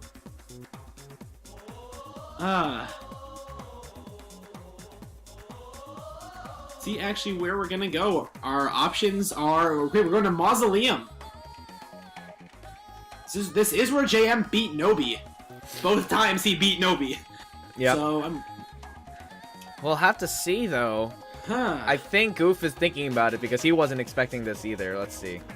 JM stuck with the Min on Smash GG. Yep. So now it's just a matter of what Min Goof is gonna. Yeah, it's just gonna matter what Goof picks. Oh, we'll see what he picks. He might go over to the coil now. He might stay the mech. I don't know. This is a curveball no one was expecting. I don't know if JM was even expecting to have to go here. I don't think so either. Or to want to go here. Yeah. Congratulations, JM. You are now a mid-main. Congrats, JM. You messed the entire bracket. Oh, Goof's going the coil. Yep. Alrighty. That's what I was expecting. Character counter pick for a character counter pick. Yep. Let's see how this goes, though. I don't think Min does horrible against Coil by any stretch of the imagination. I think she does pretty good still, but we'll have to see. Yeah, I think JM's probably gonna have to ditch that lockjaw in favor of double roaster or something a little faster. But we will see what JM decides to pull out here. He's got to take off that Slamamander badge now. Yeah, he's going with a buff roaster and popper. Gonna be leading with the roaster buff. Okay, double glove from both sides, but JM mixing it up.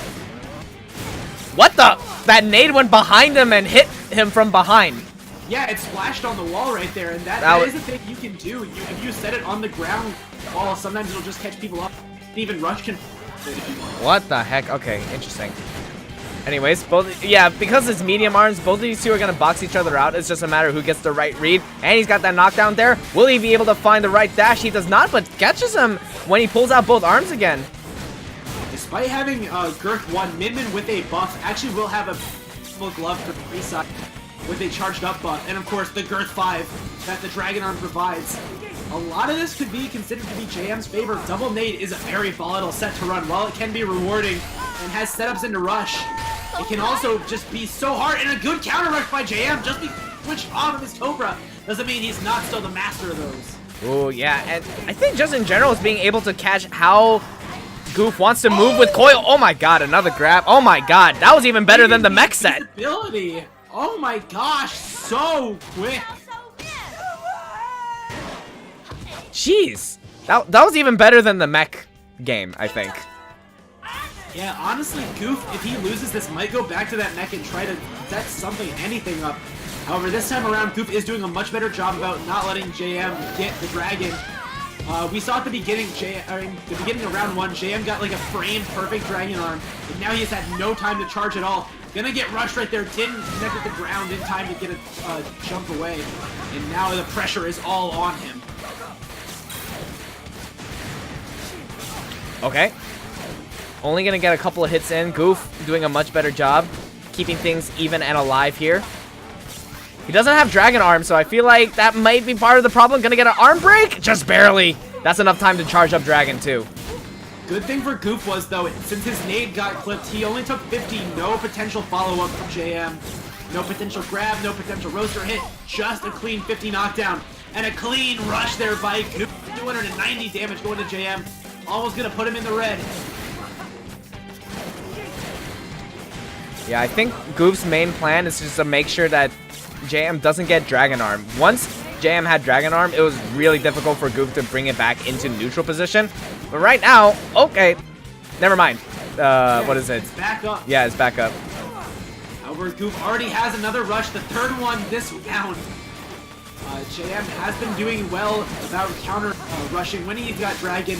Almost gets knocked down there, but only one hit of the explosion gonna land. Oh, I think he needs a couple more hits. Might just... Oh, wow, he misses the grab, too. Unfortunate. Yeah, He's got 2 seconds left on the clock. I don't think he can get that rush in time. Yeah, as long as Goof just didn't press a button, he kind of won that round. Yeah. And Min faces the camera, hangs her head, and... Okay. JM China. I love it. The M in JM stands for Min Min now, everyone. Yeah, Jamin Min. Jamin Min Canada. Oh, what? I was surprised that hit. I thought the arms were going to break it. Now he switched. Actually, never mind. He didn't switch. I don't know why I thought I saw a double buff. Okay, good by him. I love that. Decided to stop rushing and just let himself charge up Dragon. That's the thing you'll see a lot of Mins do. Askew, Era, all the good ones do it. However, he has lost that Dragon now. Gets it back up just in the nick of time before Goof's punches connect, but loses it to a charged nade. Alright, looks like Goof has kind of figured out how Min Min plays. You see JM's Min Min not really going into the air, which is ironic because Cobra likes to jump a lot. You'd think that he would do that too with Min Min. But this Min Min has been very grounded, and I think Goof is taking advantage of that especially.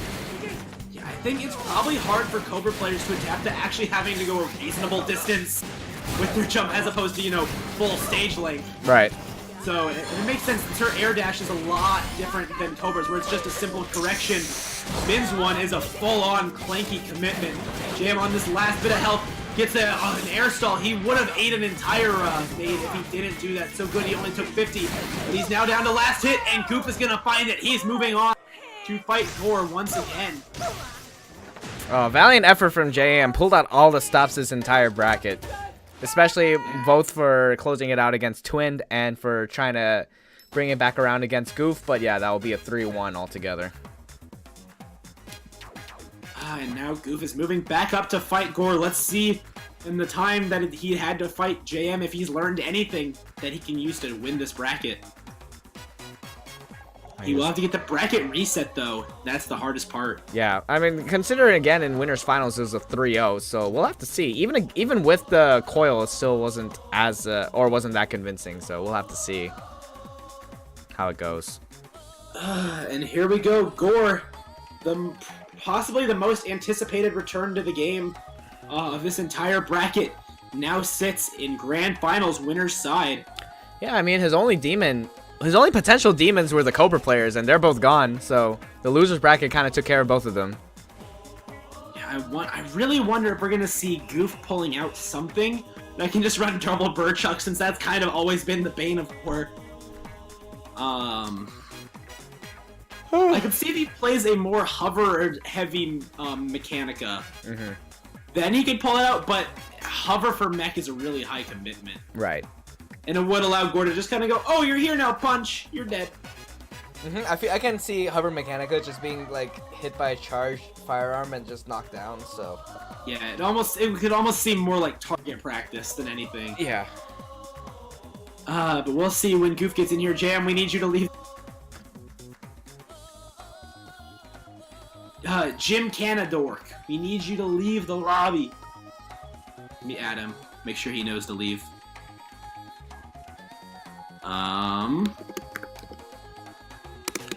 Oh, he left. Okay, good. Let me at Gore. Get him in here.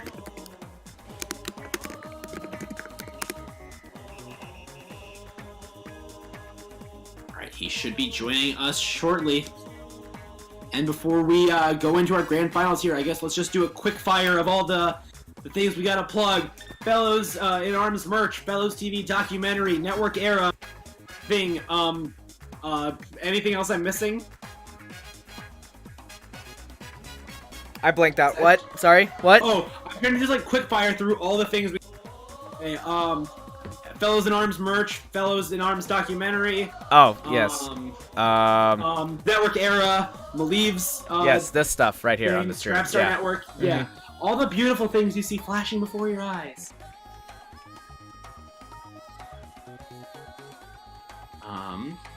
Now we just wait in the Smash GG.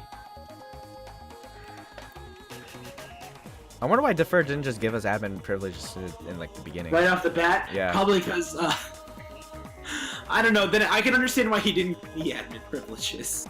Probably just because he didn't want to tell, or maybe because Era told him not to. Yeah, considering I didn't get admin in the FellowsTV until way late.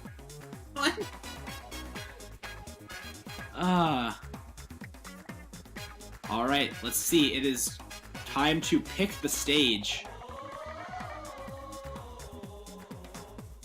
And it's gonna be Goof's pick going up. It's right now between Sparring and Moz. And we are gonna be going to Mausoleum. I already have that stage set. Nice.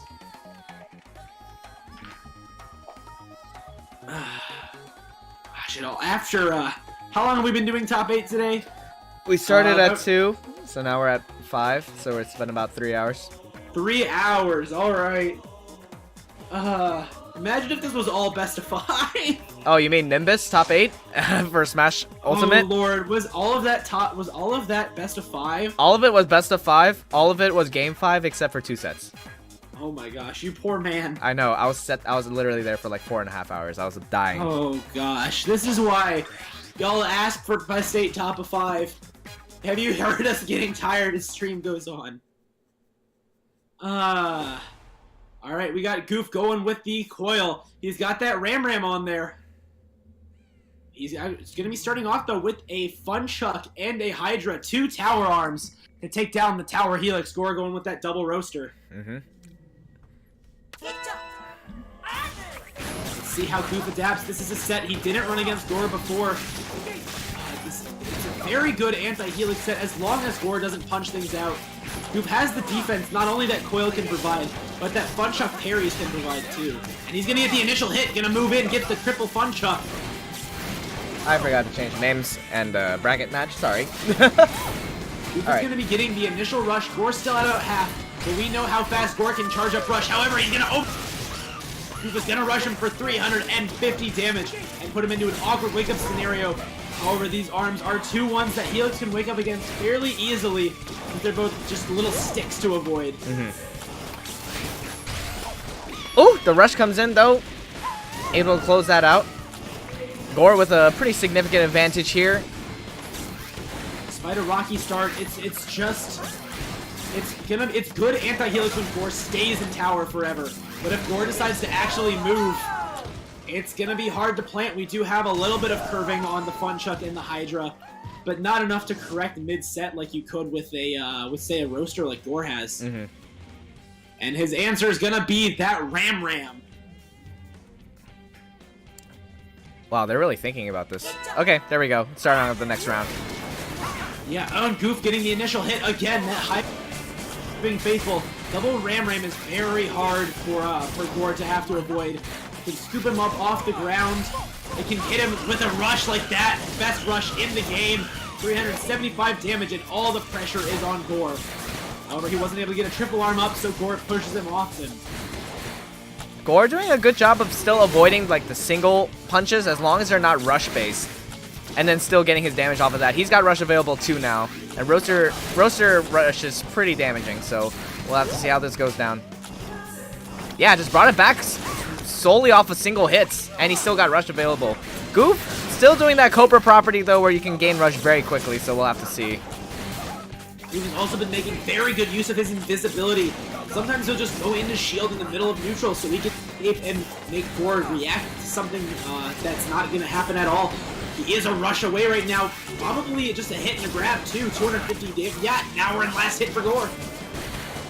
Oh, just trying to catch him, but barely escapes it with that air dash. One more hit and Goof would be in rush kill percent. Staying back now, making sure that... Oh! Gets a good Hydra plant in there. Gore had to commit too hard to make things work. Yeah, I feel like Gore was trying to play out the defense so that Goof would be forced to use up rush on that last match, but he had plenty of time to catch him. And can I catch him in the air again one more time? And the rush! Oh, but the counter rush comes in! He brings out shield just in time, though. Yeah, Goof able to safely maneuver. It looked close. Goof, if he had gone for a punish, definitely would have got hit. really good. He's the same shield. He's cutting it so close with these roasters every time. Oh my word. He's not even like pressing shields until after they've zoomed by his head. The balls on this woman. What? Anyways, here we go. I'm so shook by that phrase. All right. Anyways, Gore already down to 500 health. Not looking too good. Looks like Goof kind of starting to get a handle on how to play against the Helix. Doing a good job both defensively and just catching Helix at the right defensive position. I think Goof wants to make Gore burn the rush first. Actually, he's going to burn, and he's going to catch Gore completely. Why do you challenge a ram rush, Gore? It's never going to work out well for you. I feel like that might have been an instinct thing, like where Gore was thinking, okay, I'm just going to react to the next thing with rush. And then it was the wrong thing to react to. Yeah, it just happened to be another rush. Yeah. And that Hydra going to clip Gore down to the last hit now. Even an uncharted. Try to stop me. Goof taking game 1. Solid start. My arms are great. Okay, Goof starting off very strong and using that Ram. Looks like he finally learned what it takes to take down Gore Magala. We'll have to see. I know Gore has a couple of other characters in his pocket. I don't know if any of them are quite as good as Goof's Coil, though. Because I know he's kind of played and flirted with a couple of characters, but I don't know how good they are compared to, you know, his standard Helix. I remember back in the day, Gore was running a Coil and Ribbon kind of passively. Mm-hmm. So I wonder if he's going to ever switch to them. Not sure either, to be honest. I remember back when he tried, like, had that small amount of time where he wanted to get back in and then dropped out back after. Mm-hmm. His Ribbon was getting 2-0'd by his skew at that point pretty easily. So he's sticking with Helix for this. Yeah, smart decision. Why not go with your best? Right. And we're going to Buster Beach, Gore's counter pick. He does have good lane control here. But Goof is going to be ignoring that barrier entirely.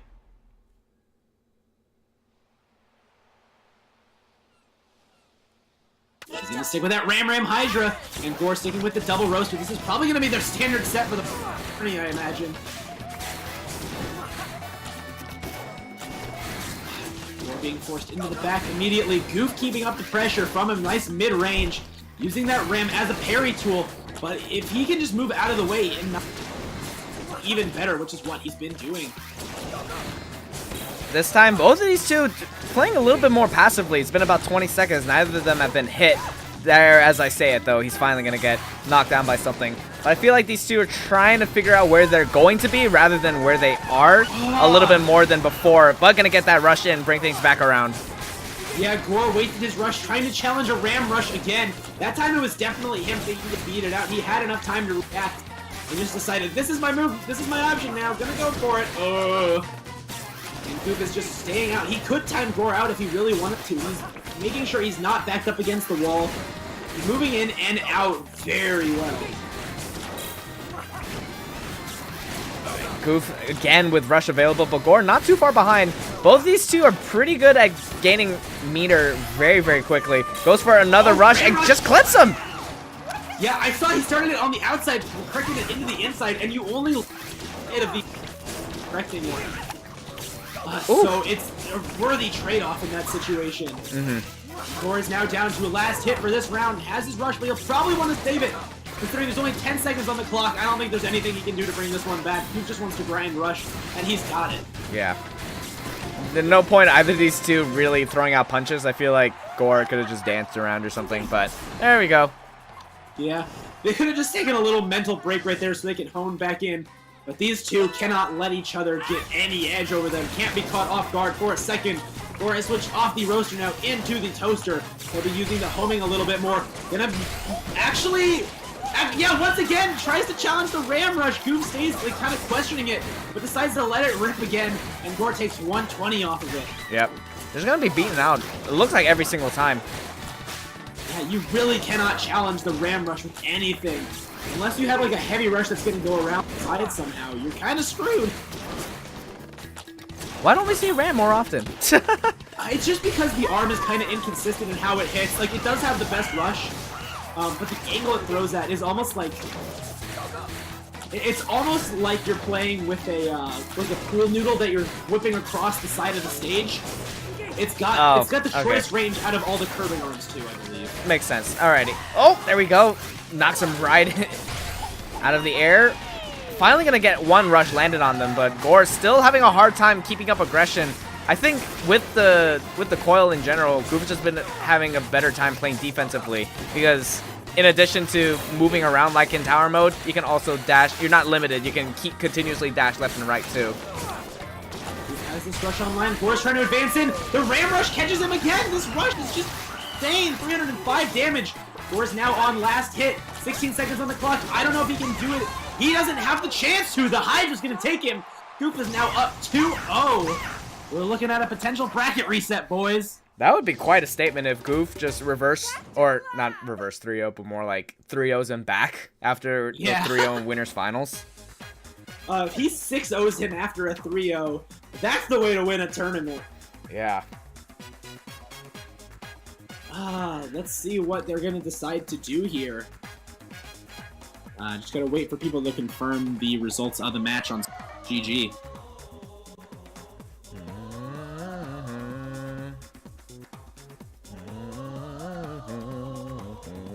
Oh, shoot. I was supposed to resist doing that the entire day. You've already done it like 3 times and I haven't commented on it. Oh, did it happen 3 times? Oh, shoot. I forgot. I didn't even realize I was doing it the first 2 times. You're kicked out of commentary. This is my stream now. Okay. Let me give my name is Ham Hog. Let me give you the stream key. Alright, cool. I'm Ham Hog now, boys. Whew. Let's see. Just gotta wait for Gore to confirm in this result before we can get to the next match.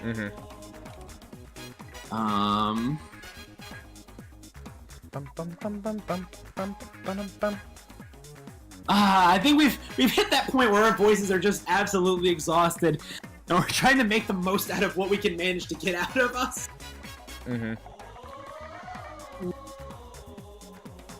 Alright, Gore still hasn't confirmed this match in... He's probably taking some time to think about what he really wants to get out of this. Oh, Catbite's in here. What's up, Catbite? We were talking about you earlier. Talking about, Parasol.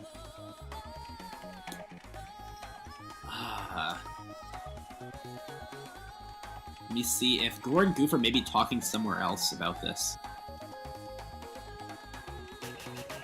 I don't see them talking anywhere.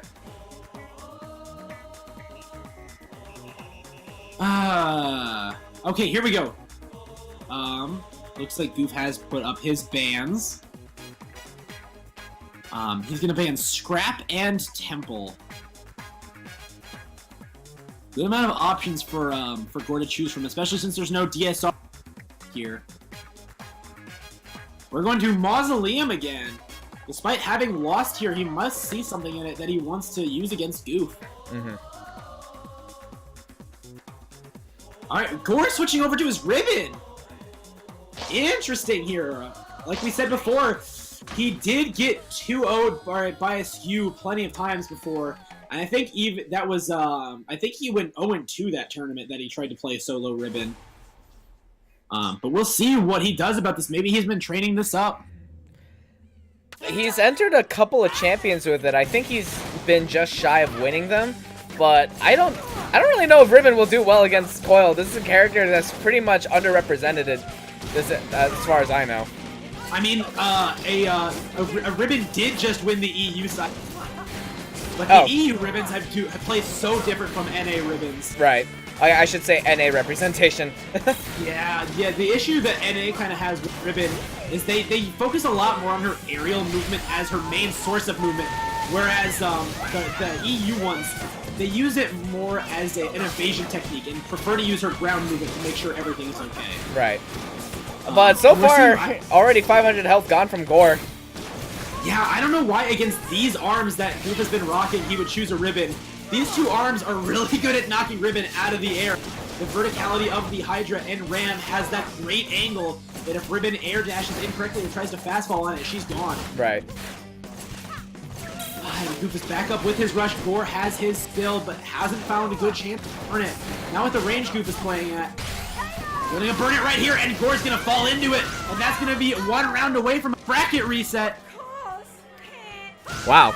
Not much to say about that. I feel like just like you said before, these arms are just good at intercepting how Gore moves, and Gore's ribbon is very heavy on mix-ups and how she uses those fastfalls and those air dashes to get in and out against the opponent just like that. So that's gonna work out for him this time around, but we'll have to see how long that lasts, because like we said before, Goop can bring this back around very easily.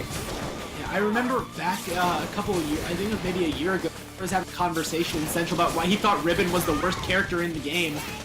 And he was always saying the only thing you have to do to counter Ribbon is just count the jumps. And Goof doesn't even have to do that with this set. He can just kind of throw out those punches, but Gore has been doing really well.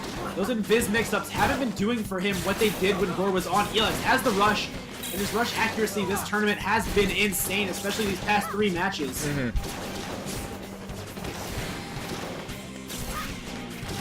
There by Goof, just darting back and forth in the blind spots of first punches. He's almost been, it's like he did with JM, where he's playing chicken with these arms a little bit, trying to get Gore in their direction. But maybe he's wised up to it. Goof hasn't been able to get a hit in quite a while. Yeah, I feel like Gore he's continuously doing like these single hop fastballs, and then when he wants to get a hit in, he does double jump fastball. And like right there, he thought he could get the mix up in there, but Goof was a little bit ahead of it. But again, a triple jump on the other side, and he's able to get that Hydra. It looked like he was having a hard time just keeping up with him, because he didn't have to count the jumps because he was doing single hop into fastfall. But now that he's starting to use multiple jumps, is mixing him up and keeping Goof on his toes, making it a little bit more hesitant to throw out aggression. Goof is going to turn on his analysis machine here, and he's analyzing time to 285 damage going in.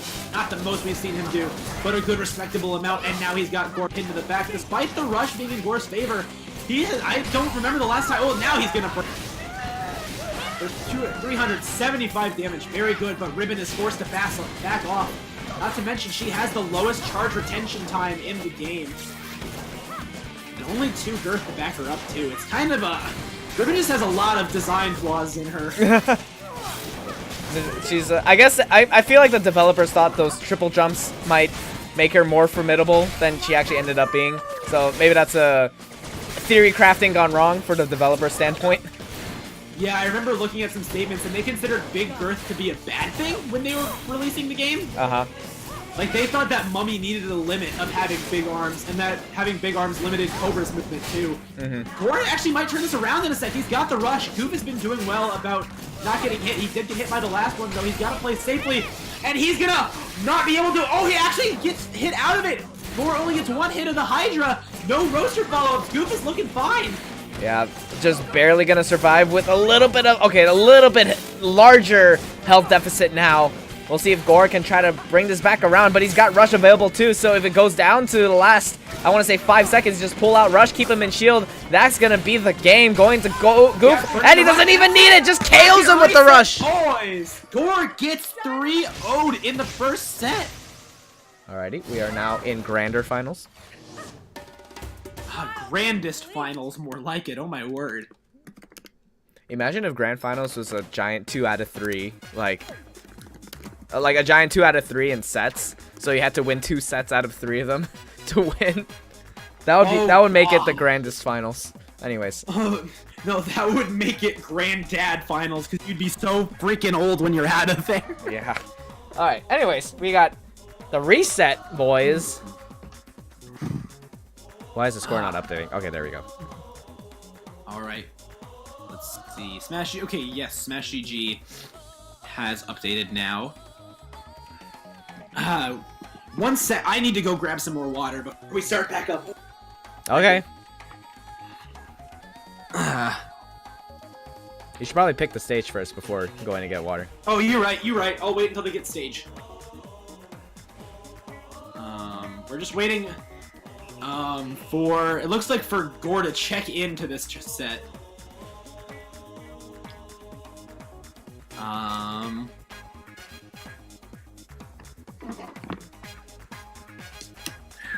Gosh, this has just been, after how seamlessly Gore tossed Goof around in the first winners finals set. seems like maybe Goof just hadn't quite acted. I don't know how many matches Goof had to play before that. But staying in winners the whole time, you don't have a lot of time, if not to warm up again. Right.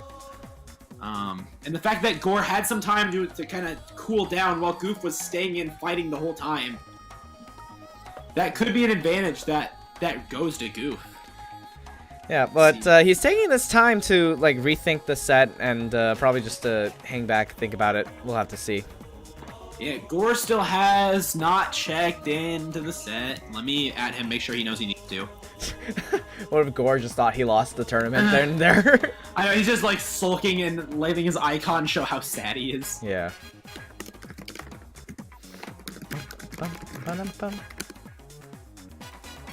Yeah, let me make sure he knows he's got to do that.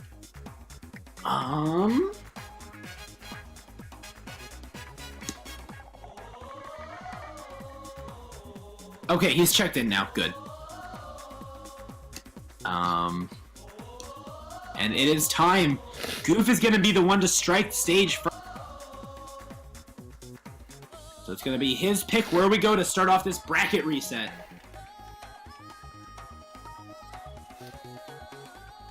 He is gonna be banning Temple Ground. And that leaves Gore with only 4 options here.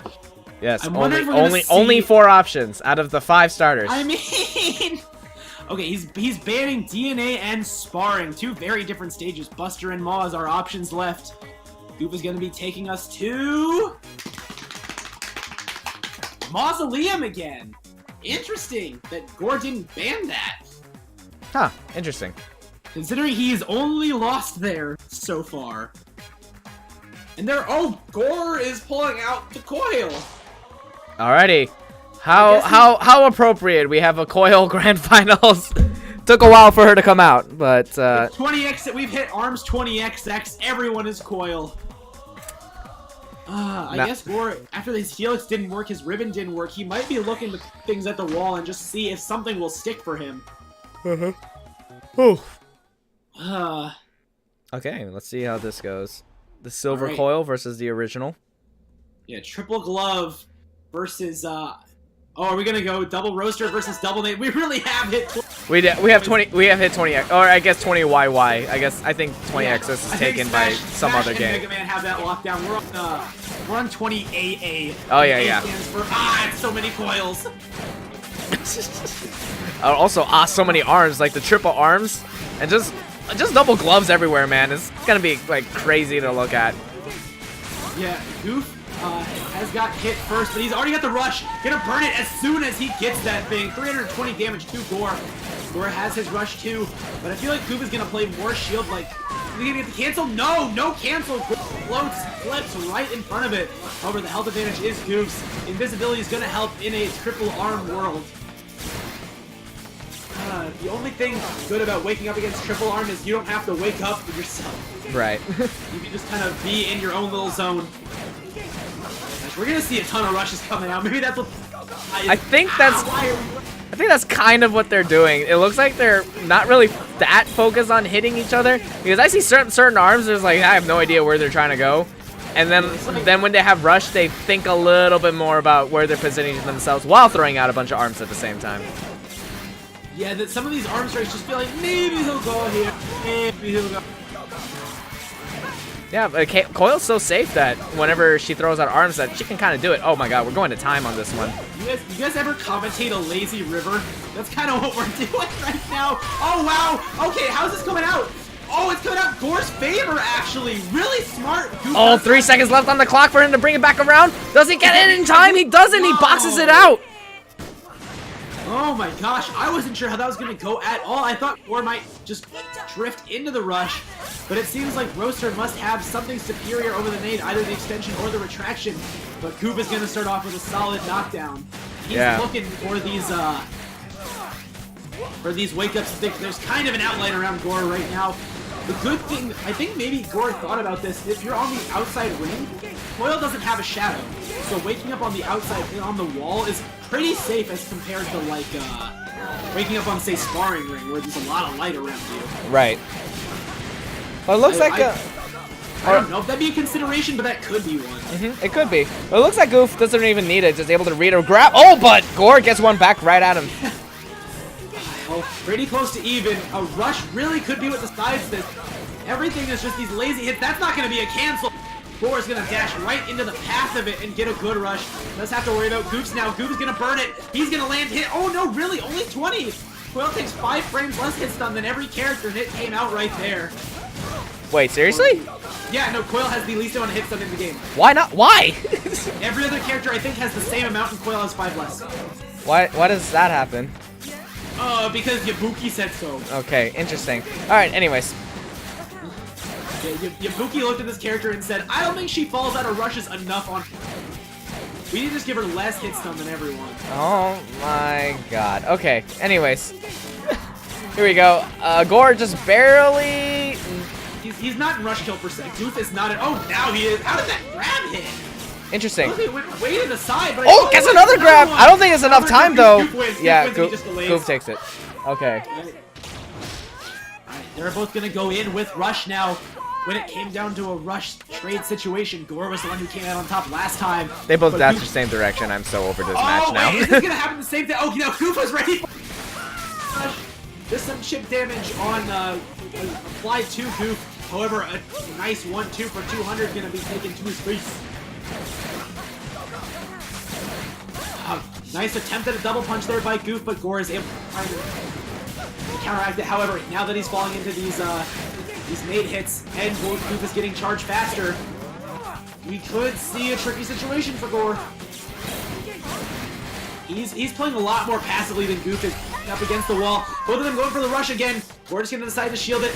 And Goof going for a mix-up. Gore not letting it happen. Just shield chip's gonna come out from these rushes, probably from now on. Oh man, these... Oh, another knockdown once more. Gore's been doing a good job of keeping up that defense. I mean, that's what I'm talking about before. He had the defense already with the Helix, but with Coil having even better movement, makes it so much more difficult for Goof to land what he needs. Goof is going to get rushed before Gore is. He needs to burn this quickly before he get another counter rush like he's always been getting against Goof. Looking for some grabs. I think he's thinking that the pressure from the rush might get something. Oh, and the immediate retract, and they're going to clank out. Oh, okay. Goof does get out on top, but there's only 19 seconds left on the clock for him to make something happen. Cannot take another hit, charged or uncharged, and triple arms just keep flying. Oh, that's Gore's game. Yeah. Goof just dashes to the side, and Gore lazily throws another one. Dang, that was tough. Yeah, so much of this is being decided by time limit. You really have to... if there was no time limit, these two would just stay in the back and be like, no, you hit first. No, you hit first. It'd be like a couple trying to hang up on each other. This is Goof's counter pick now.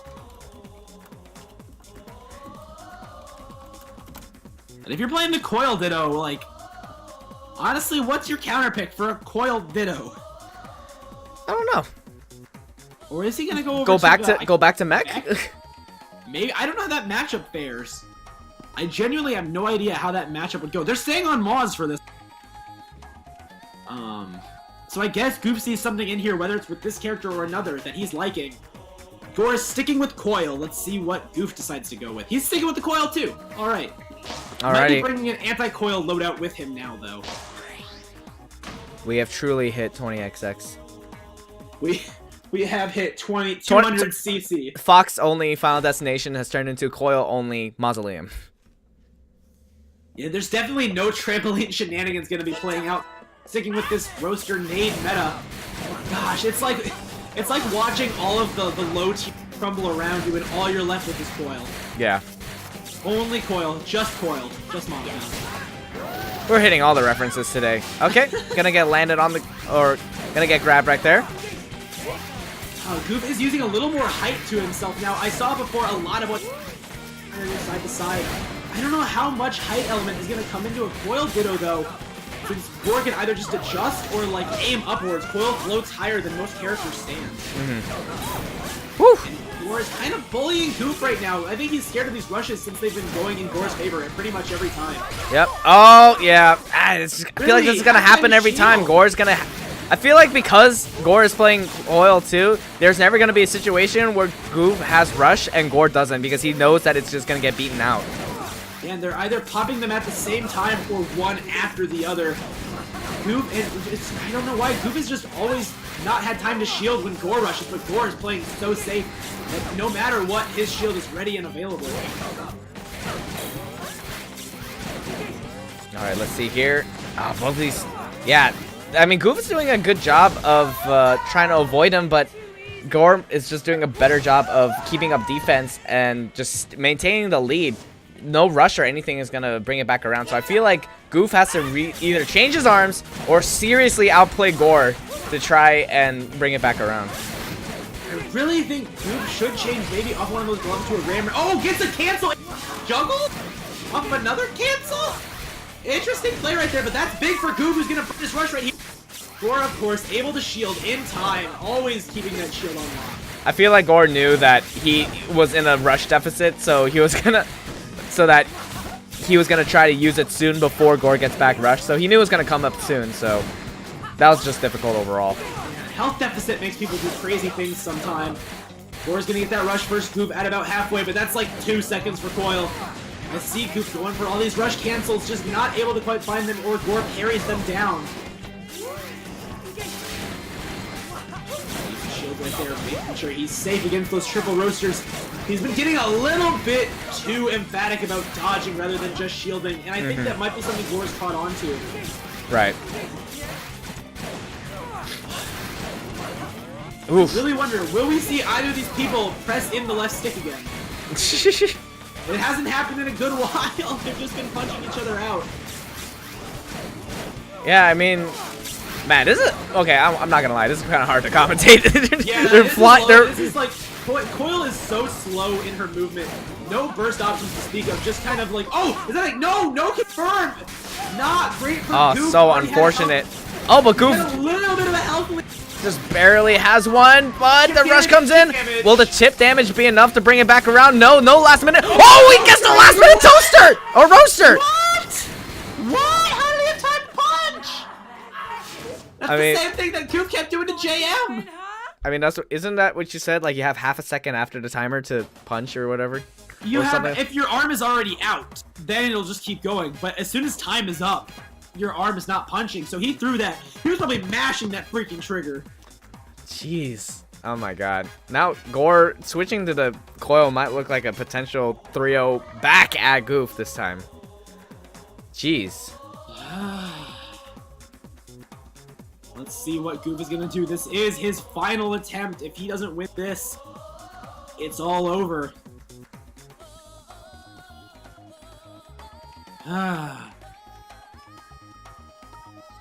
Goof is probably thinking long and hard. I don't think he's going to want to go to Mauzo again for this, honestly. No, they're going Buster for this one. Good. A little change in scenery might do him some good. Get some fresh air from the coast. Yeah, hopefully. We'll have to see. They've been stuck in that graveyard for so long.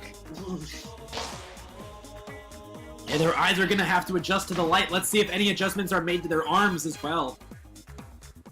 Okay, I'll accept that. Goof is not changing. Neither of them are changing.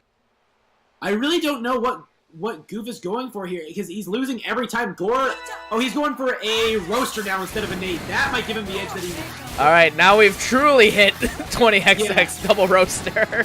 Now you've hit the arm that was voted I think it was voted best arm or like second best arm in the last arms community poll versus the two best characters. We are in nothing but Ditto territory. Someone call the Pokemon breeders. It's you're gonna get your Pokemon clone today, boys. Yep. Okay. Gore has Rush, but the health is back to even despite an early lead for Gore. If they land nothing but charge hits, we're literally just going to keep seeing health be reset to even. Both of them going for Rush. Okay, neither of them would ever win that type of scenario. It would just be a matter of mashing faster, I feel. Grab by Gore. Oh, okay, yeah, there we go.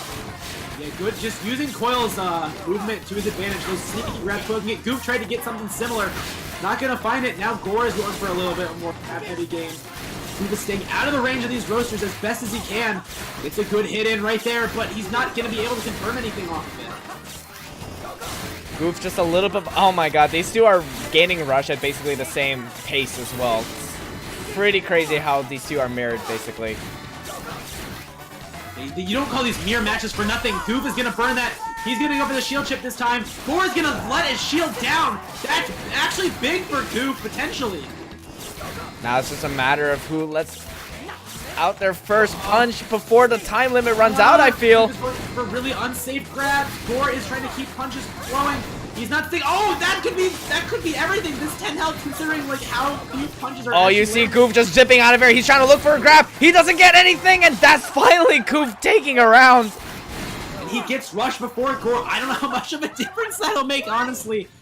But will he do immediate rush at the start of the round? No, he does not. Just tries to go for a grab. Now he'll go for that rush though, and Gore actually will get hit. Finally, a rush connects for all of it. 290. Gore is gonna get rushed in just a second, and I think Goof is gonna play a lot safer now that he doesn't have to worry about his own rush getting hit out. That's really no time to shield. 330 is Gore's response. 40 more damage. Having them wake up against Gore is also so scary, but he's gonna land a charged roaster in there, doing 140 out, almost as much as a grab. They used to do 150. Alrighty. Oh, too many arms to get through. Gore's gonna be able to defend his territory. Yeah, there's just too many arms in this kitchen. Going for the rush. Gore is not going to get fed much. Arms in this kitchen? Yeah, too many cooks. What? Too many cooks for one kitchen. You never heard of that phrase? No. It's like oh, I guess kind of. Okay, anyways, Gore looking like on the verge to try and bring this into a potential last round scenario.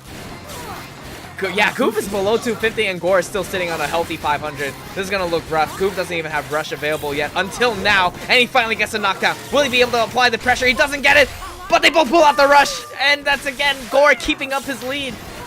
Yeah, honestly, why wouldn't you just like shield on your wake up now if Goof is not going for grabs? Gore kind of conditioned him out of those since Gore had been like just avoiding all of them or punching right through them so expertly. Goof needs to make something happen in these last 14 seconds. Gore is staying in the middle or staying on the side of all of them. There's no... That rush could be everything if he makes it work. Oh, he gets the grab! That's not enough. That's not enough. Gore just, 2 seconds left on the clock. Just gonna stay on the ground. Oh, if he pulled that rush, he might have been able to get something, but... Oh, man. Now Gore is about to get his rush too. We're back basically where we started. Even round for both of them. Gore getting the first initial hit. Goof might be relying on his rush too much to close things out. He might want to just play with his... I don't know, we gotta be both mentally fatigued at this point. You're on game 6. Actually, game 9 if you count winners finals. Oh my gosh! Got that one! Finally! Though we saw last time he led with the rush, Gore did take the last round, but a good roast is gonna knock Gore down to about 25%. Oh man! Oh, trying to close in the gap. Gore! Oh, good grab by Gore though. Yeah. He's putting up more aggression now. All of a sudden, now that Goof has the lead. Oh, boxing out each other's arms. Trying to find the right mix-up. Trying to catch him out of the corner, but it doesn't look like it. Gore. Oh, Goof's kicking it! Finally, Goof takes a game. This is not going to be a 3-0. Jeez. Okay, finally. Goof takes a game. That took forever. Gore, despite having the early lead, Goof might have finally led the matchup. So we could see going back... No, actually, DSR is on, I think, so I don't think we're seeing Mausoleum again. Yeah, Mausoleum is not going to be there. Mausoleum is just banned right away. This will be a little bit easier for Goof, but this is the first counter pick. Oh, man. See what map we are going to today. Goof wants to think long and hard about this. Oh my word. Alright, I don't know what he banned. Let me go over to Gore's perspective. He banned Via and Sparring. Leaving nothing but some long boys for Gore to pick from.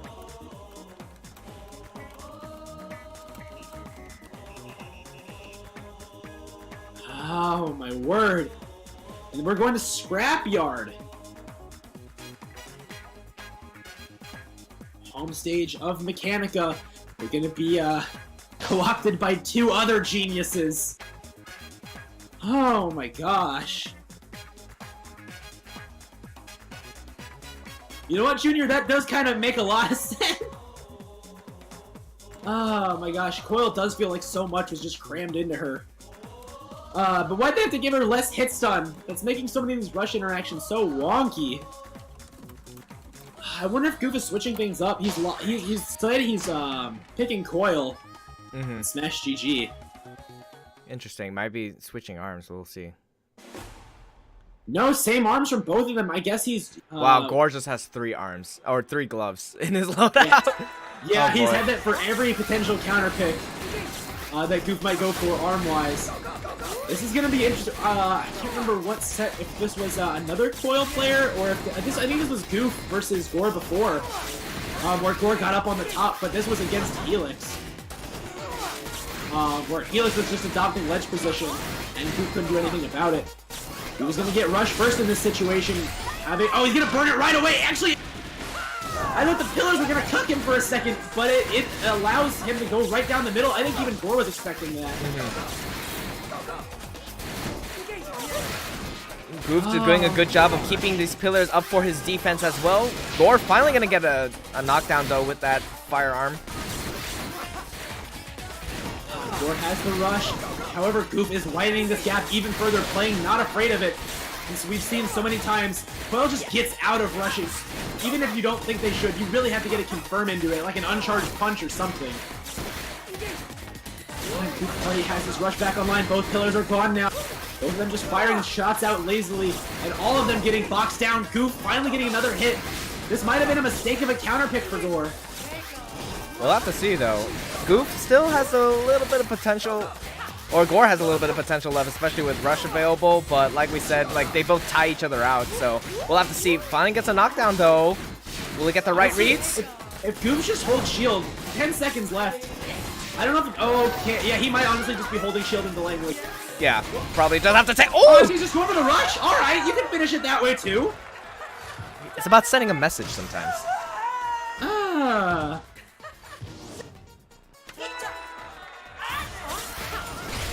Okay, Gore's going for the rush. Goof at max range, not even taking a lot of shield chip.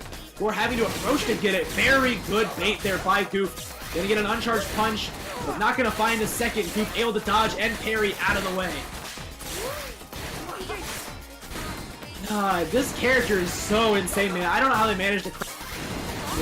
I saw a comment in the chat saying it's basically like if they had 3 or 4 ARMS characters planned out, but they decided to give all the abilities to 1 because they only had time for 1 left. Yeah, after Coil, there were 5 more characters. Code names were in the code. Goof is not going to get that rush. Gore is going to get his off of that. Goof did avoid that rush at the beginning, though. Let's see if he can keep that evasion up. Health is basically even. He's going to get roasted in the face. Going for the rush. Goof able to shield in time. However, he drops it at the end.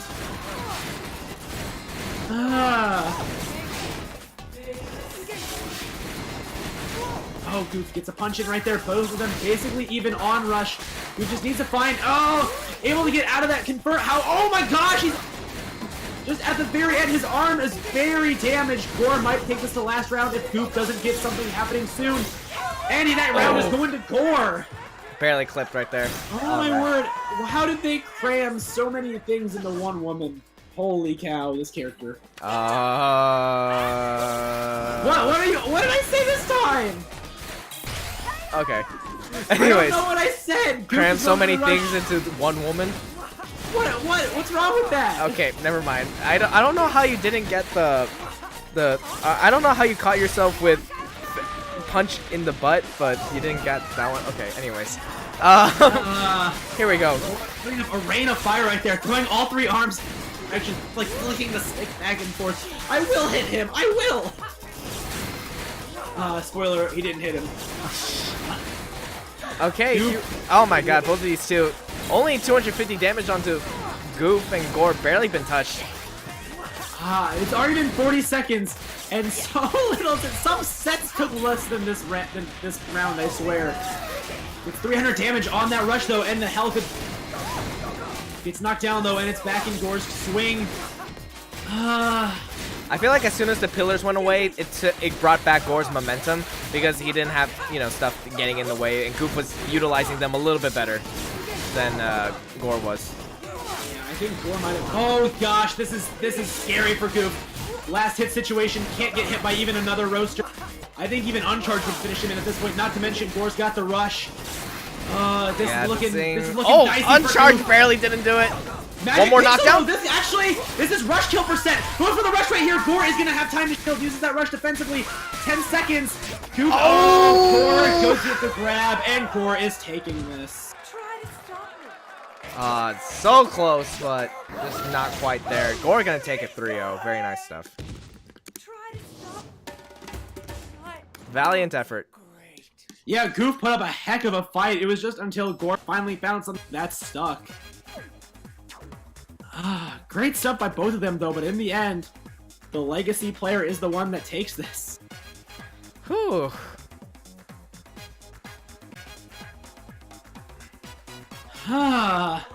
Strong showing by Goof, though. Holy cow. Yeah, That was I think absolutely insane. And now, what, 4 hours later, here we are. Yeah. I think the star of the show was probably JM, but I'm probably just biased on that. Just because it felt like he had a very hard bracket to go through. Like, Askew. What was this man's pool? I don't know what his pool was, but then his top 8 was Askew to Twinned to Nobi, and then losing the Goof.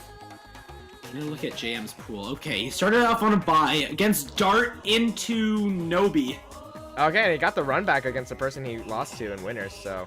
And then he had to fight Slosh, and then, yeah, the rest is history. Yeah, this guy had nothing but a hard bracket made. What place did JM get? He got 3rd. Hey, not a bad showing, JM. Not at all. Yep. And then we go ahead and what is it? Goof gets 2nd. I mean, he also beat Twinned 2-0, which made JM's life even harder. But and then who else did he have to beat? He had to buy into beating Jico, Pine. He beat Pine. He was the one that sent Pine to losers.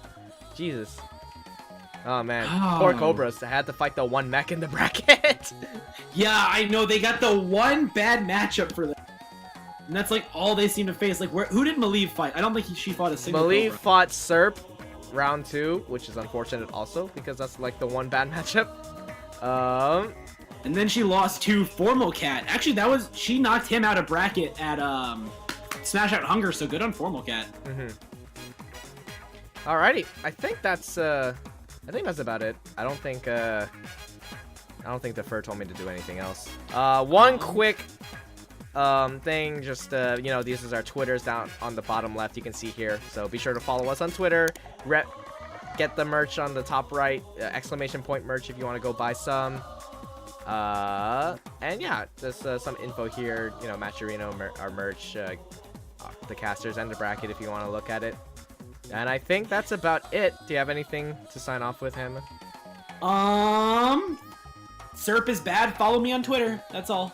That's all I gotta say. Okay, and be sure, I believe Champions of the Era will come back next week, so you guys should enter that. I don't know if this week's a default derby. Yeah, there will be one this week and the week after that too, so we can get out of the way of casual events. Oh, okay, cool. Yeah, so check out Default Derby also, but you know, just join Era's Discord and she'll have everything for you guys. Yeah, that link that we have up there is a permanent link. You'll be good. Okay, alrighty. So I think with that, we're gonna sign off here. Here's our little thanks for watching thingamabobber. Thanks so much, guys.